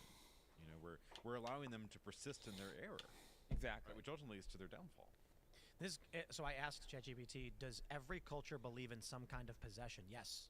Nearly every culture on the planet. You know, I looked this up because I asked it about jinn. Are you guys familiar with jinn? Yeah. It's very, very similar to demons in Arabic culture, and it even says here they can possess humans, causing illness, madness, temptation. They are very much demonic. I believe it even refers to Iblis, Satan, the Islamic equivalent of Satan, is a jinn who rebelled against Allah rather than angel. I think that might just be words, but they're trying to convey something similar. Though, I was reading once that most cultures have very, very similar basic belief structures around things like ghosts, possession, demons, and the question was why? Why is there a culture in the North, in the Americas, separated by thousands of years and 10 plus 20,000 miles, but they have a very it's like they're looking at the same thing but describing it differently. How is that possible? Unless they're actually seeing something. Is there something actually there? Yeah. I mean, we all intuitively know. It's that thing where, like, when you're a kid, you have all these weird experiences, and you get older and you kind of explain them away. I didn't see a ghost. I didn't feel that scary thing that one time. I didn't hear a voice. I didn't do that. But when and then now you're an adult, you rationalize everything. And then, of course, if the enemy is pushing you towards sin, they're like, well, I don't have to do that anymore. I got this guy locked in, so I'll just let him live in his sort of apathy, and we'll just see what happens with him. But so, like, you mentioned you spent time in the Church of Satan. Was that correct? Yeah. So I was involved with like the Church of Satan. So like the political organization. Okay. So they pretend to be Satanists. This is huge quotation marks because they are Satanists. Right. It's like a trick. It would basically be like if I started a fake Christian church and a bunch of people showed up and I was like, all right, so we all don't have sex before marriage anymore and we're gonna pray the Our Father and worship Christ. But it's all aesthetic. Don't worry. We wear the crosses, but it's a joke. Anyway, but you're still performing it. Talk about it and yeah, follow the laws. it's like you're falling like, into it. Well, it doesn't seem very aesthetic if I'm doing it. Yeah, right? if you're actually doing the act, so yeah. Satanism, No, I get it. Wilt shall be the whole of the law. And all these other Oh my things. god, a hunger wave. Hardcore so hunger think, wave like, right now. This is a goofy, like, Don't give in. silly Christians who are trying to put the 10 Commandments outside their houses, but you're participating in Satanism proper. I mean, that is Satanism. Yeah, I would just be curious, like, the extent of interactions you had with demonic elements. Well, within that organization, there are people just doing political things and being aesthetic and whatever. Dick. But then, of course, there's a bunch of people doing magic and witchcraft. And I did get involved in that for a time where I was like, I don't know, I was reading, I've always been a fan of philosophy and stuff. When I was young, I was an edgy atheist. I had to read all the Four Horsemen. I loved Hitchens. Then I got into Albert Camus, and I was like, ooh, The Stranger. I'm not a nihilist. I'm an absurdist. I'm smarter than everybody. And then, of course, you keep going along in life. And then eventually I was like, well, if I'm open to all this stuff, why wouldn't I be open to, like, the occult or whatever? Let's see what it's about. And I read a book that I'm not going to name, but it's a book about a type of magic that's very popular that most people do. And I started to do some of the stuff in there, and it started working. And that was like a big moment for me where I went from sort of being like, I would describe myself as an agnostic atheist. I would do the Sam Harris grift, where I'm like, no, I'm like kind of an atheist. I'm just not all the way. I'm not doing presumption, but I'm an atheist otherwise. I would do that, and that pushed me fully into like, nope, that's right. Yeah, something's going on. There's something happening. And then, of course, I got scared and gave that up. And then over time, I got very, very lucky and experienced a miracle, which brought me to Christ.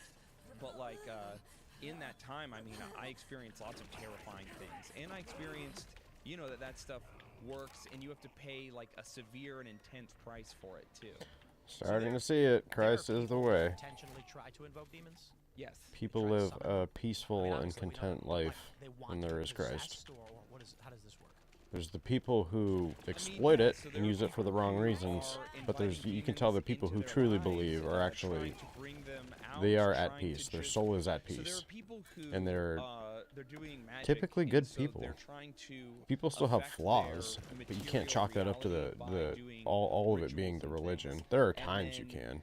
You go beyond that into people, but I think who most of are the time mad at Christ God, is good. and then they start to do things when it's a true following. in order to hurt God or the people who follow God. And then the more you do one, the more it leads into the other, because again, sin darkens the intellect and makes you angry, which makes you insane, which makes you susceptible to manipulation by demons. The next thing you know, you're a guy who wears a diaper with your girlfriend on the weekends, and you do magic, and you're a huge loser, you know? Like, those are the types of people who do this stuff. They're creeps and weirdos. Like, universally. There's no one who does this kind of stuff that's like not into the weirdest, grossest thing you've ever heard of, right?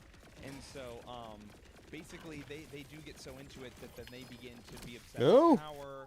And yeah, just like the idea that like I could bring this into the world. Let's try it. I could summon or interact with this. Like, you become obsessed with the power that no shield feel, I suppose, and so people become really into that. I was never into that. Oh, it goes in chunks. That's weird. I was like, oh, I want money, I want women, I want success, you know, all that kind of stuff. And as soon as my life began to fall apart, as I've never seen a shield like that before. Things, and I experienced some really, really dark things. I was like, oh, I'm out. So this is real, but you know, there's a price and a cause for everything. So I'm out, very luckily. But there are people who get really into it, and then they go even beyond what they're doing for themselves, and now they're trying to do to others. So then you get like satanic ritual abuse, where people are like hurting children or trying to consecrate people to the devil, or do things like they're playing the long game. So they want the devil to hurt your family 2 generations from now type stuff. Wow. And exorcists, as far as I know, do experience that. Yeah. There's a Latin adage within the church, lex orandi, lex credendi. So that's the law of prayer, the way we pray, is going to determine how we believe, right? So, you know, people, this is one of the reasons that the church doesn't put exorcisms out for people to kind of sort of look at it as spectators, right? Is because you can become obsessive, right? And maybe it's just an interest. Maybe you're just looking at this because you're interested, but as you where is that pointing at? See, well, does this work if I do it, right? Well, then as you start seeing, well, does this work? Then you start to believe this and you start to live this life, right? I feel like it was pointing in Berkeley, right? Right over here. I think within a younger culture today, we live in a world where there's nothing over here. True, nothing can be accepted as true, and so now you start seeing an uptick of people becoming Catholic, for instance, young people becoming Catholic because they're finding the one place they can believe there's a foundation of truth. And not only do they become Catholic, but they become traditionalist Catholic, right? Right. Like they're going into that, and so because the way you believe, you know, the way you pray is going to affect what you believe, and so they're going deeper and deeper into that. And I think that's a good thing to see. I saw a statistic just last week. 2 different statistics. One is that for the first time in 20 years, more people were baptized Catholic than left the church last year. Yeah. And then the other is that for the first time in decades, more of the younger generation are going to church, right? Gen Z and millennials are going to church more than the boomers are now. Especially this past weekend. Yeah, this past weekend. Ah. Absolutely, right? So this past weekend. He's the priest at Louisiana State University, and they always have, I mean, so LSU, right, Louisiana is a very Catholic state, right? They have the highest population of Catholic students out of any university in the country. It's always a high attendance at Mass. This weekend, packed out. right? A student texted me and said that he got there and couldn't even get a seat. Wow. Yeah, my church was Sold out churches. Standing room Yeah, only this we were weekend. packed too. Yeah. I travel most weekends, and churches, well, I'm going to Catholic churches, so they're packed everywhere. It's crazy. But this last weekend, I went to a shrine that is like an hour drive outside of Denver or whatever, and it was packed. Yeah. So I was like, wow, there were a lot of people there. It was really cool. I think, to get a little bit more to the political now, I guess, as we're getting into it. A lot of people had a sort of a wake-up call witnessing what just happened this past week. Charlie, yeah. And now it's fascinating. I was one step away from like really accepting Jesus. It's like I am so close, and it's been my entire life just trying to battle this because I've always been hesitant. There's always been that hesitancy because it's like, why Jesus over all the other gods that are out there? And it's a behavior that we, It just, as humans, associate with it feels right. It does feel right. In our movies, this is how the possessed behave. And so I see this, and I'm thinking, It's because he is the most consistent. The way I described why I made a video last week, said it's time to bring back exorcisms. And the point I was making is that 1 second. I've traveled the world, I've met a lot of people, I've met some bad people. And almost entirely, the motives and behaviors of the individuals are entirely human. That is, they follow human vice, which would be the actions taken for reasons of envy, wrath, lust, gluttony. These are very obvious things to us. So when someone attacks another person, why did they do it? And wrath. They felt anger. Sometimes just for no reason they were angry. Envy. They stole from you because they were jealous of something you had. They attacked you. And recently I've experienced things that defy human vice. Typically, when humans do bad things, they're getting something satisfactory from it, either emotionally or physically. But with the death Short of term, Charlie Kirk, typically. while some of it you can describe as emotionally satisfactory to those who have missions which are at odds with Charlie, a lot of it just seems to defy any kind of human benefit in any way. And that to me feels demonic. That the only purpose of making a video like this or of desecrating a memorial. Why desecrate a memorial to somebody? You don't benefit from it anyway. It only defiles and causes suffering. And I feel like It's because it's because they think they're fighting evil. They said he was evil. He was spreading hate. He was a hateful person. This shooting at the campus. They think that it's kind of like if you saw a memorial to Hitler, you'd be like, what the fuck is this? Why are you? Yeah, take that shit down. But they're so misinformed and coerced into believing just the worst shit about Charlie. And it's like, dude, I put into too many hours. I put into, it's a Norbertine monastery. Yeah, for those I who don't know. It's like the monastery Right now, yeah. I mean, I started listening to him in like It's the center of traditional Catholic early culture on, right probably now. 2016, but I didn't really follow him at all up until 2021 or 2 when he started going around to college campuses. I started watching those a lot, especially in 2023 to 24. I was following those every single, probably about 3 or 4 a week. A letter in the mail from an unknown person in Miami. If not more. If I was catching up, it might be like several. Because I was working at the hospital. I was listening to stuff all day, every day. That's all I was doing. I was listening to the stuff. This obscene stuff. And Charlie was not a bad guy. Conservative Catholic women. It still bugs me. It's just, he was not a bad person. He was actually a really good person. He just had very strong principles. Some principles that I had a hard time swallowing at times. But it was just like, it's just Christian principles. And when you really dig deep into his reasoning for it, he had very good reasoning for it. It was strong. It was very defensible. I didn't have many good arguments against him. They were Powerball tickets, but yeah, he was a big hitter. I think this story was largely missed by most people because it was stopped. Yeah, I think so. NBC, look at this: Alabama man who called himself the Angel of Death arrested and accused of threatening California monastery. They said that he had weapons. He had brass knuckles, a dirk, or dagger. I think it's funny that they have to qualify what a dirk is because people don't know what it is. Yeah, Final Fantasy, baby. I know what a dirk is. Magazine. I think it's silly that in of itself was a crime, but considering the threats he was making, I've never heard anybody call a knife a dirk, though. That's unique. From Alabama to the victim church to reiterate threats he had made via email. Okay, so there were emails. I mean, look at this. Yeah. What am I gonna do with the dirt? So that's a little bit more than just he's carrying a gun on him. Yeah. This is what's terrifying Duct is that tape is concerning. right. What's terrifying is the stories of violence or just this criminal behavior. We've been getting so many of these things over the past several weeks. It's scary when you realize the ones that Don't stop you be don't know. mad at us. If all police and all law enforcement just said we're on vacation this week, I bet you'd have Okay, there's thousands no of glass stories. there. We're good. Yeah, if you Of things Then like this. just a few months ago in Abbeville, Louisiana, right? So they were having a Sunday mass. It was First Communion, I believe, and a man came in with a gun and attempted to discharge it. And luckily, I believe they have a person who was a deputy or something, and so they were able to grab him quick enough and then put the church on lockdown. I think I heard this one. But it's one of these things that was thwarted, and so it didn't get a lot of attention. Yeah, there was someone who was attacked in Spokane, Washington. A priest was attacked on the altar. Like someone tried to get up there and attack him. Jesus. And you can fact check me. I don't know how true this is, but I'd seen The fuck is that? a meme float or like a. Oh, I thought that was a gold. I was like, whoa! I didn't even hear a noise. So this is not. But saying there have been 500 attacks on Catholic churches since 2020. Some absurd number. Arson. I know of several just personally that I've like gone to a parish and they're like, you missed it last week. A guy fist fought our priest and we had to like grab him. Like, you missed it. Someone came in and like did this. It's like, wow. Easter Sunday all the time. in my parish this year.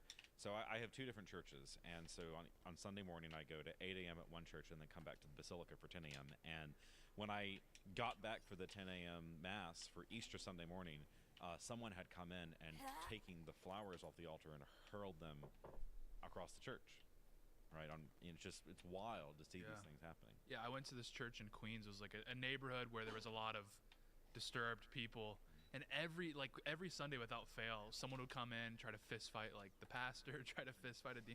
It was like a constant flow of just disturbed people, and I'm like, what is going on? It's like the Gracies when they used to run their gym and random dudes would show up to challenge them. Your pastor's like, this is Agents of the Matrix, I swear to God. Like, what is going on? I remember my pastor like started taking up boxing. I'm like, dude, I don't blame you. For real, crazy. dude. You got to get a Robin Big situation going for him. Just get him a big security guard. Yeah, and like the police were just like, again, okay. That's crazy. Someone will be there later.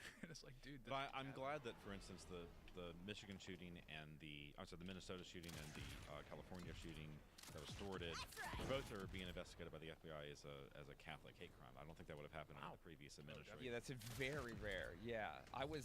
Yeah, I got in trouble for being Catholic during the last administration. This is interesting. I pulled this up from Fox News. It's from a couple weeks ago.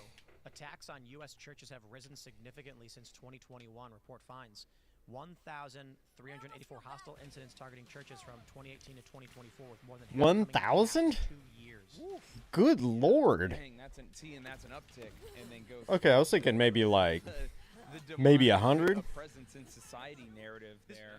I mean, this the craziest thing to me is how. I guess it depends on what are we calling, like, on Christianity.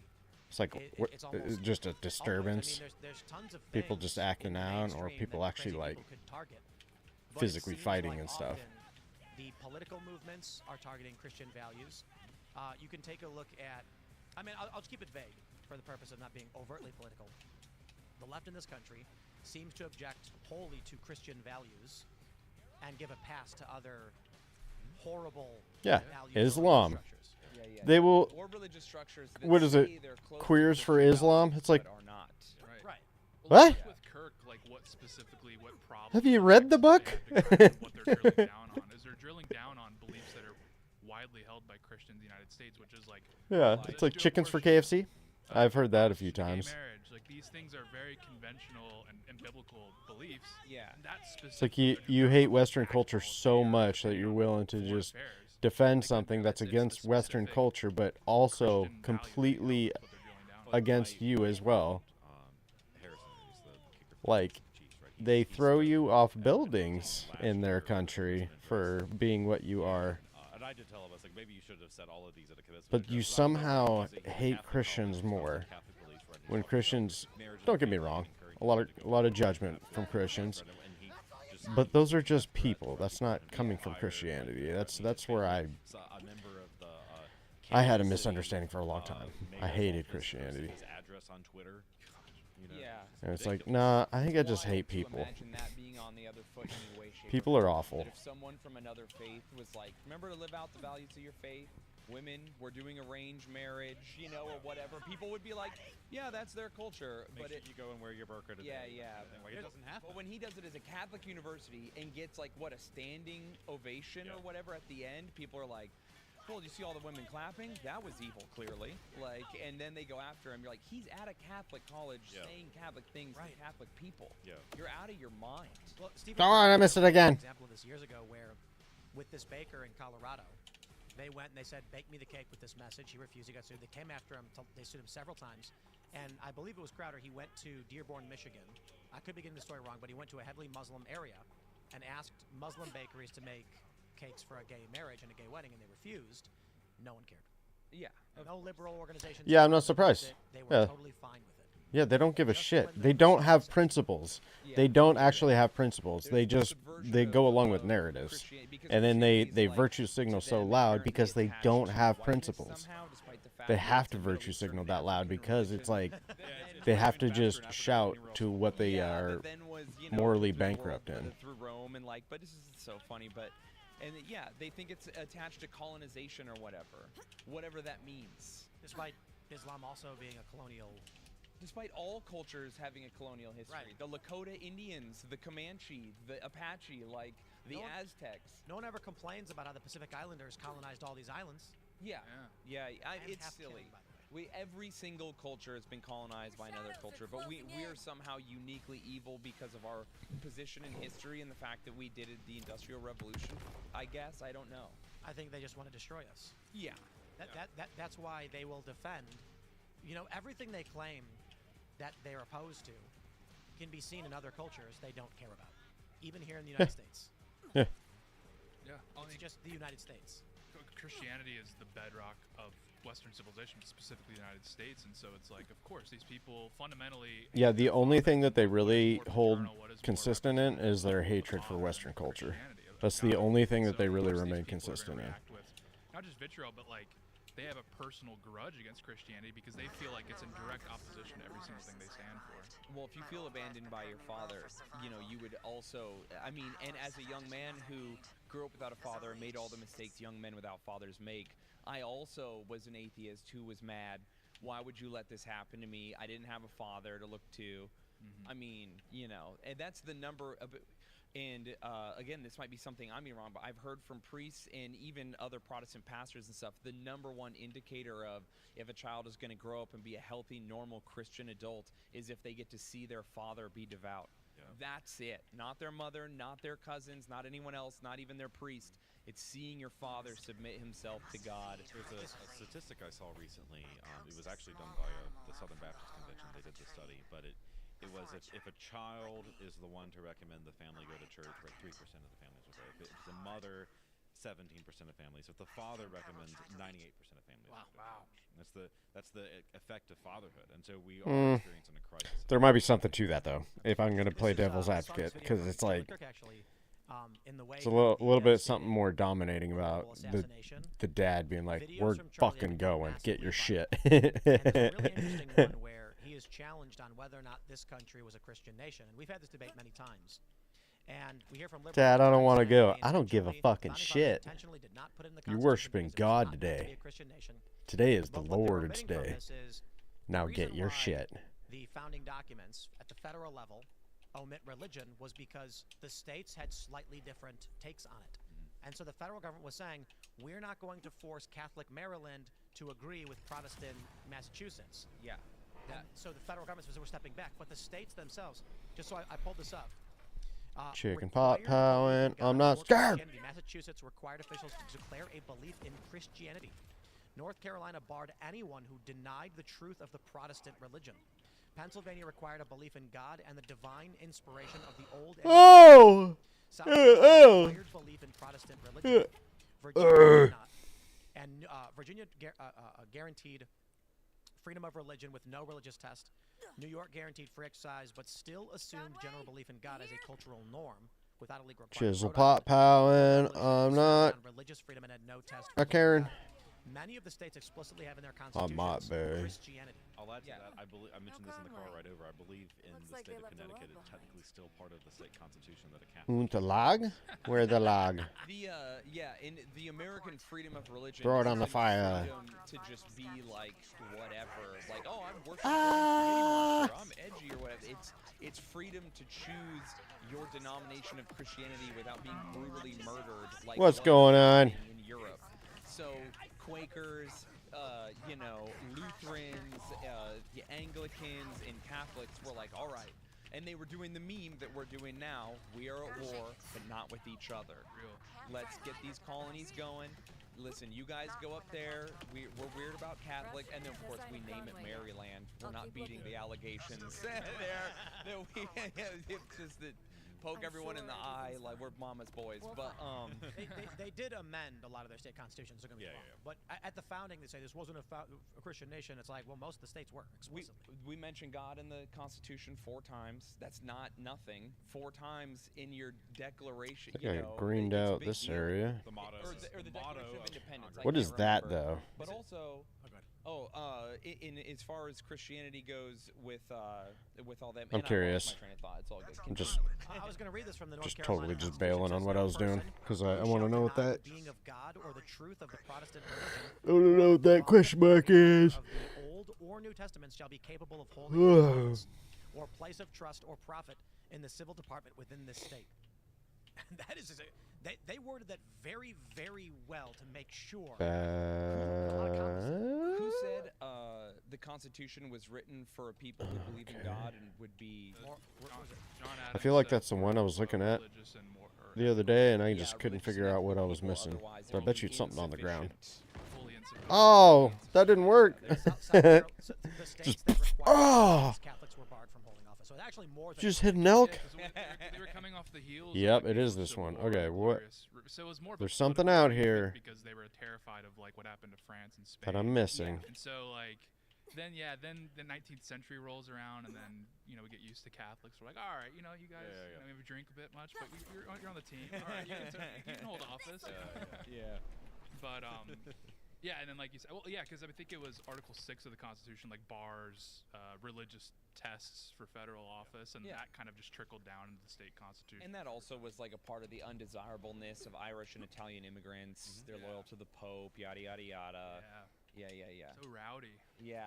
We are So, a rowdy bunch. We are. Seriously, what is out here? But yeah, it's to say Is that it him? America isn't inherently Christian. her? It's like it's a lie on its face. It's a crazy thing to say and to argue for. To be like Benjamin Franklin was a freaky pervert, so everyone else wasn't. Like what? No. They make these founders like as if they're just these total progressive. Like if you could just show them like the religious demographic makeup of Michigan, they'd be like, actually, just never mind. Explicitly Anglican. Sorry. Yeah. It's fascinating. Is it like underneath? Over whether it's a Christian nation. Oh, it might. Oh, it looks like it might be. Okay, that's why. They're just ignorant of the details. I did a political compass test earlier, which is going to be up at like 2 p.m., which finds that I am a social libertarian. It means I'm actually pretty lefty. Left, yeah, on the left. Compass test is I flawed think in I its was. questions. Yeah, it is. But It I think I presents was pretty absolutes, much libertarian, maybe If even a you're little not bit gonna left. assert absolutes, it's going to call you a leftist. It's like, no, you're because it's alt-right, going to Nick. way. But ultimately, my You point are far right. You're a What white really defines nationalist. us Oh, I as a didn't know free that. country is Interesting. whether or not you believe Thank what's you for true telling me what I or you am. believe the lies. And so often these debates, the reason why the right has Charlie Kirk, the reason why he was able to do these big events and rally and debate, is because the truth was on his side. He knew that he could stand there, and whatever you asked him, he could throw the truth Fishing at you. spot? I don't And think I've these been liberals down would be like, "Well, I here. got nothing." That's And probably what most it of his is. videos. The left responded by saying he was insulting ignorant The college students. vision ability? What's that He about? let literally anybody ask him any question about what they believed, and the purpose of going to colleges to talk to these people is where it's where people are supposed to be learning about philosophy, morals, the greater world, and that's the place to go do it. Yeah, well, but the problem is education within the United States, unless you're going to a very specific, liberal arts conservative university or whatever it is, right? It's so influenced by wokeism, right? So, I write papers. Just doing that glitch thing again. Just got to get through it. It's a requirement for class. right? And so we're Just gotta educating, step through the mud. On the state level. I mean, it's a state institution, right? To question the government and to question morals and Timid Kyle. Christian understandings of the world. God damn it, Kyle, being all So, timid You're again. gonna have people Neglected opening. going after Charlie Kirk, because they're being told, they're being given this in schools that this is what they have to believe, right? Or they can't pass the class. Yeah. Well, I mean, the whole idea of free speech is only supposed to work in a moral Christian society where murder is inherently abhorrent. Yeah. Right. And so you can't murder someone unless you're in a duel with it, unless there's consent, because murder is a legal term. You can kill, you can't murder. That is, obviously the difference between self-defense and stuff, and that's where the confusion comes when people are like, you're a Christian, aren't you supposed to be some kind of hippie that lets me do whatever I want to you? That kind of thing. And it's like, no, that's not what Christianity is, even a little bit. But so people, we're supposed to live in a society where everyone is has Christian morality, has massive societal consequences. We live in no a matter where you society. go, in what state? Because Hey, if they George. go against Christian morality, people will withhold their ability to participate in church, to Jerry. participate in society, Jerry, at large, Jerry. to participate in polite society. But now we're finding ourselves in a I feel like situation Seinfeld where, is just one big, actually, we're trying to do the virtuous it's just thing, one big and outburst. not only do they not believe They in all God, have they it, don't even except for believe Elaine. She's the only one that doesn't do the morality is outburst. objective. They don't believe in virtue. They're all utility. And if you're living in a materialist utilitarian world as set out by Marx or whoever, then yeah, shooting people is what solves problems. That's That's the why utilitarian answer. It drives me crazy when I hear people say, conservative Republicans, they're bringing Nazism into the country. They go, it couldn't be further from the truth, right? I mean, what was the Nazi agenda? It was basically this utilitarian society, right? To espouse, to get rid of the sort of Christian underpinning of everything, and we're just going to live according to money and our own beliefs and that sort of thing, and that's not at all what the right is trying to do. Yeah, every leftist organization from, the French Revolution, obviously they destroyed Salt the and Catholic pep. Church, they destroyed relics, they murdered hundreds of clergy and nuns, beheaded them in guillotines, tried to make them renounce their faith. They turned the churches into the Church of Reason, which isn't super creepy or weird at all. Then they even tried to destroy the calendar and make a revolutionary calendar. Napoleon, he believed in liberalism, but he didn't believe in the revolutionary social ideas. So he reinstated the Catholic Church, put them back in charge of education and stuff. And then he created a country that was so powerful the entire world had to fight him 6 times before they stopped him. And then he tried invading Russia and went. Yeah. You can't invade. Well, you can invade Russia if you're Mongol, but otherwise you can't. And actually, I think it's funny that people call it the French Revolution. Where there's like, how many were there? 4 or something? 5? Yeah. So our boss right here? Yeah, because there was the. Oh, I think there Vendée, is. They did one of the Sweet. first Christian genocide, or not the first It's Christian fucking genocide, but the gay. first modern European Christian genocide, where the Vendée region of France refused to renounce Catholicism or surrender. And the rebellion there was so bad that they asked Napoleon to go, and he refused and was actually removed from the military for a time.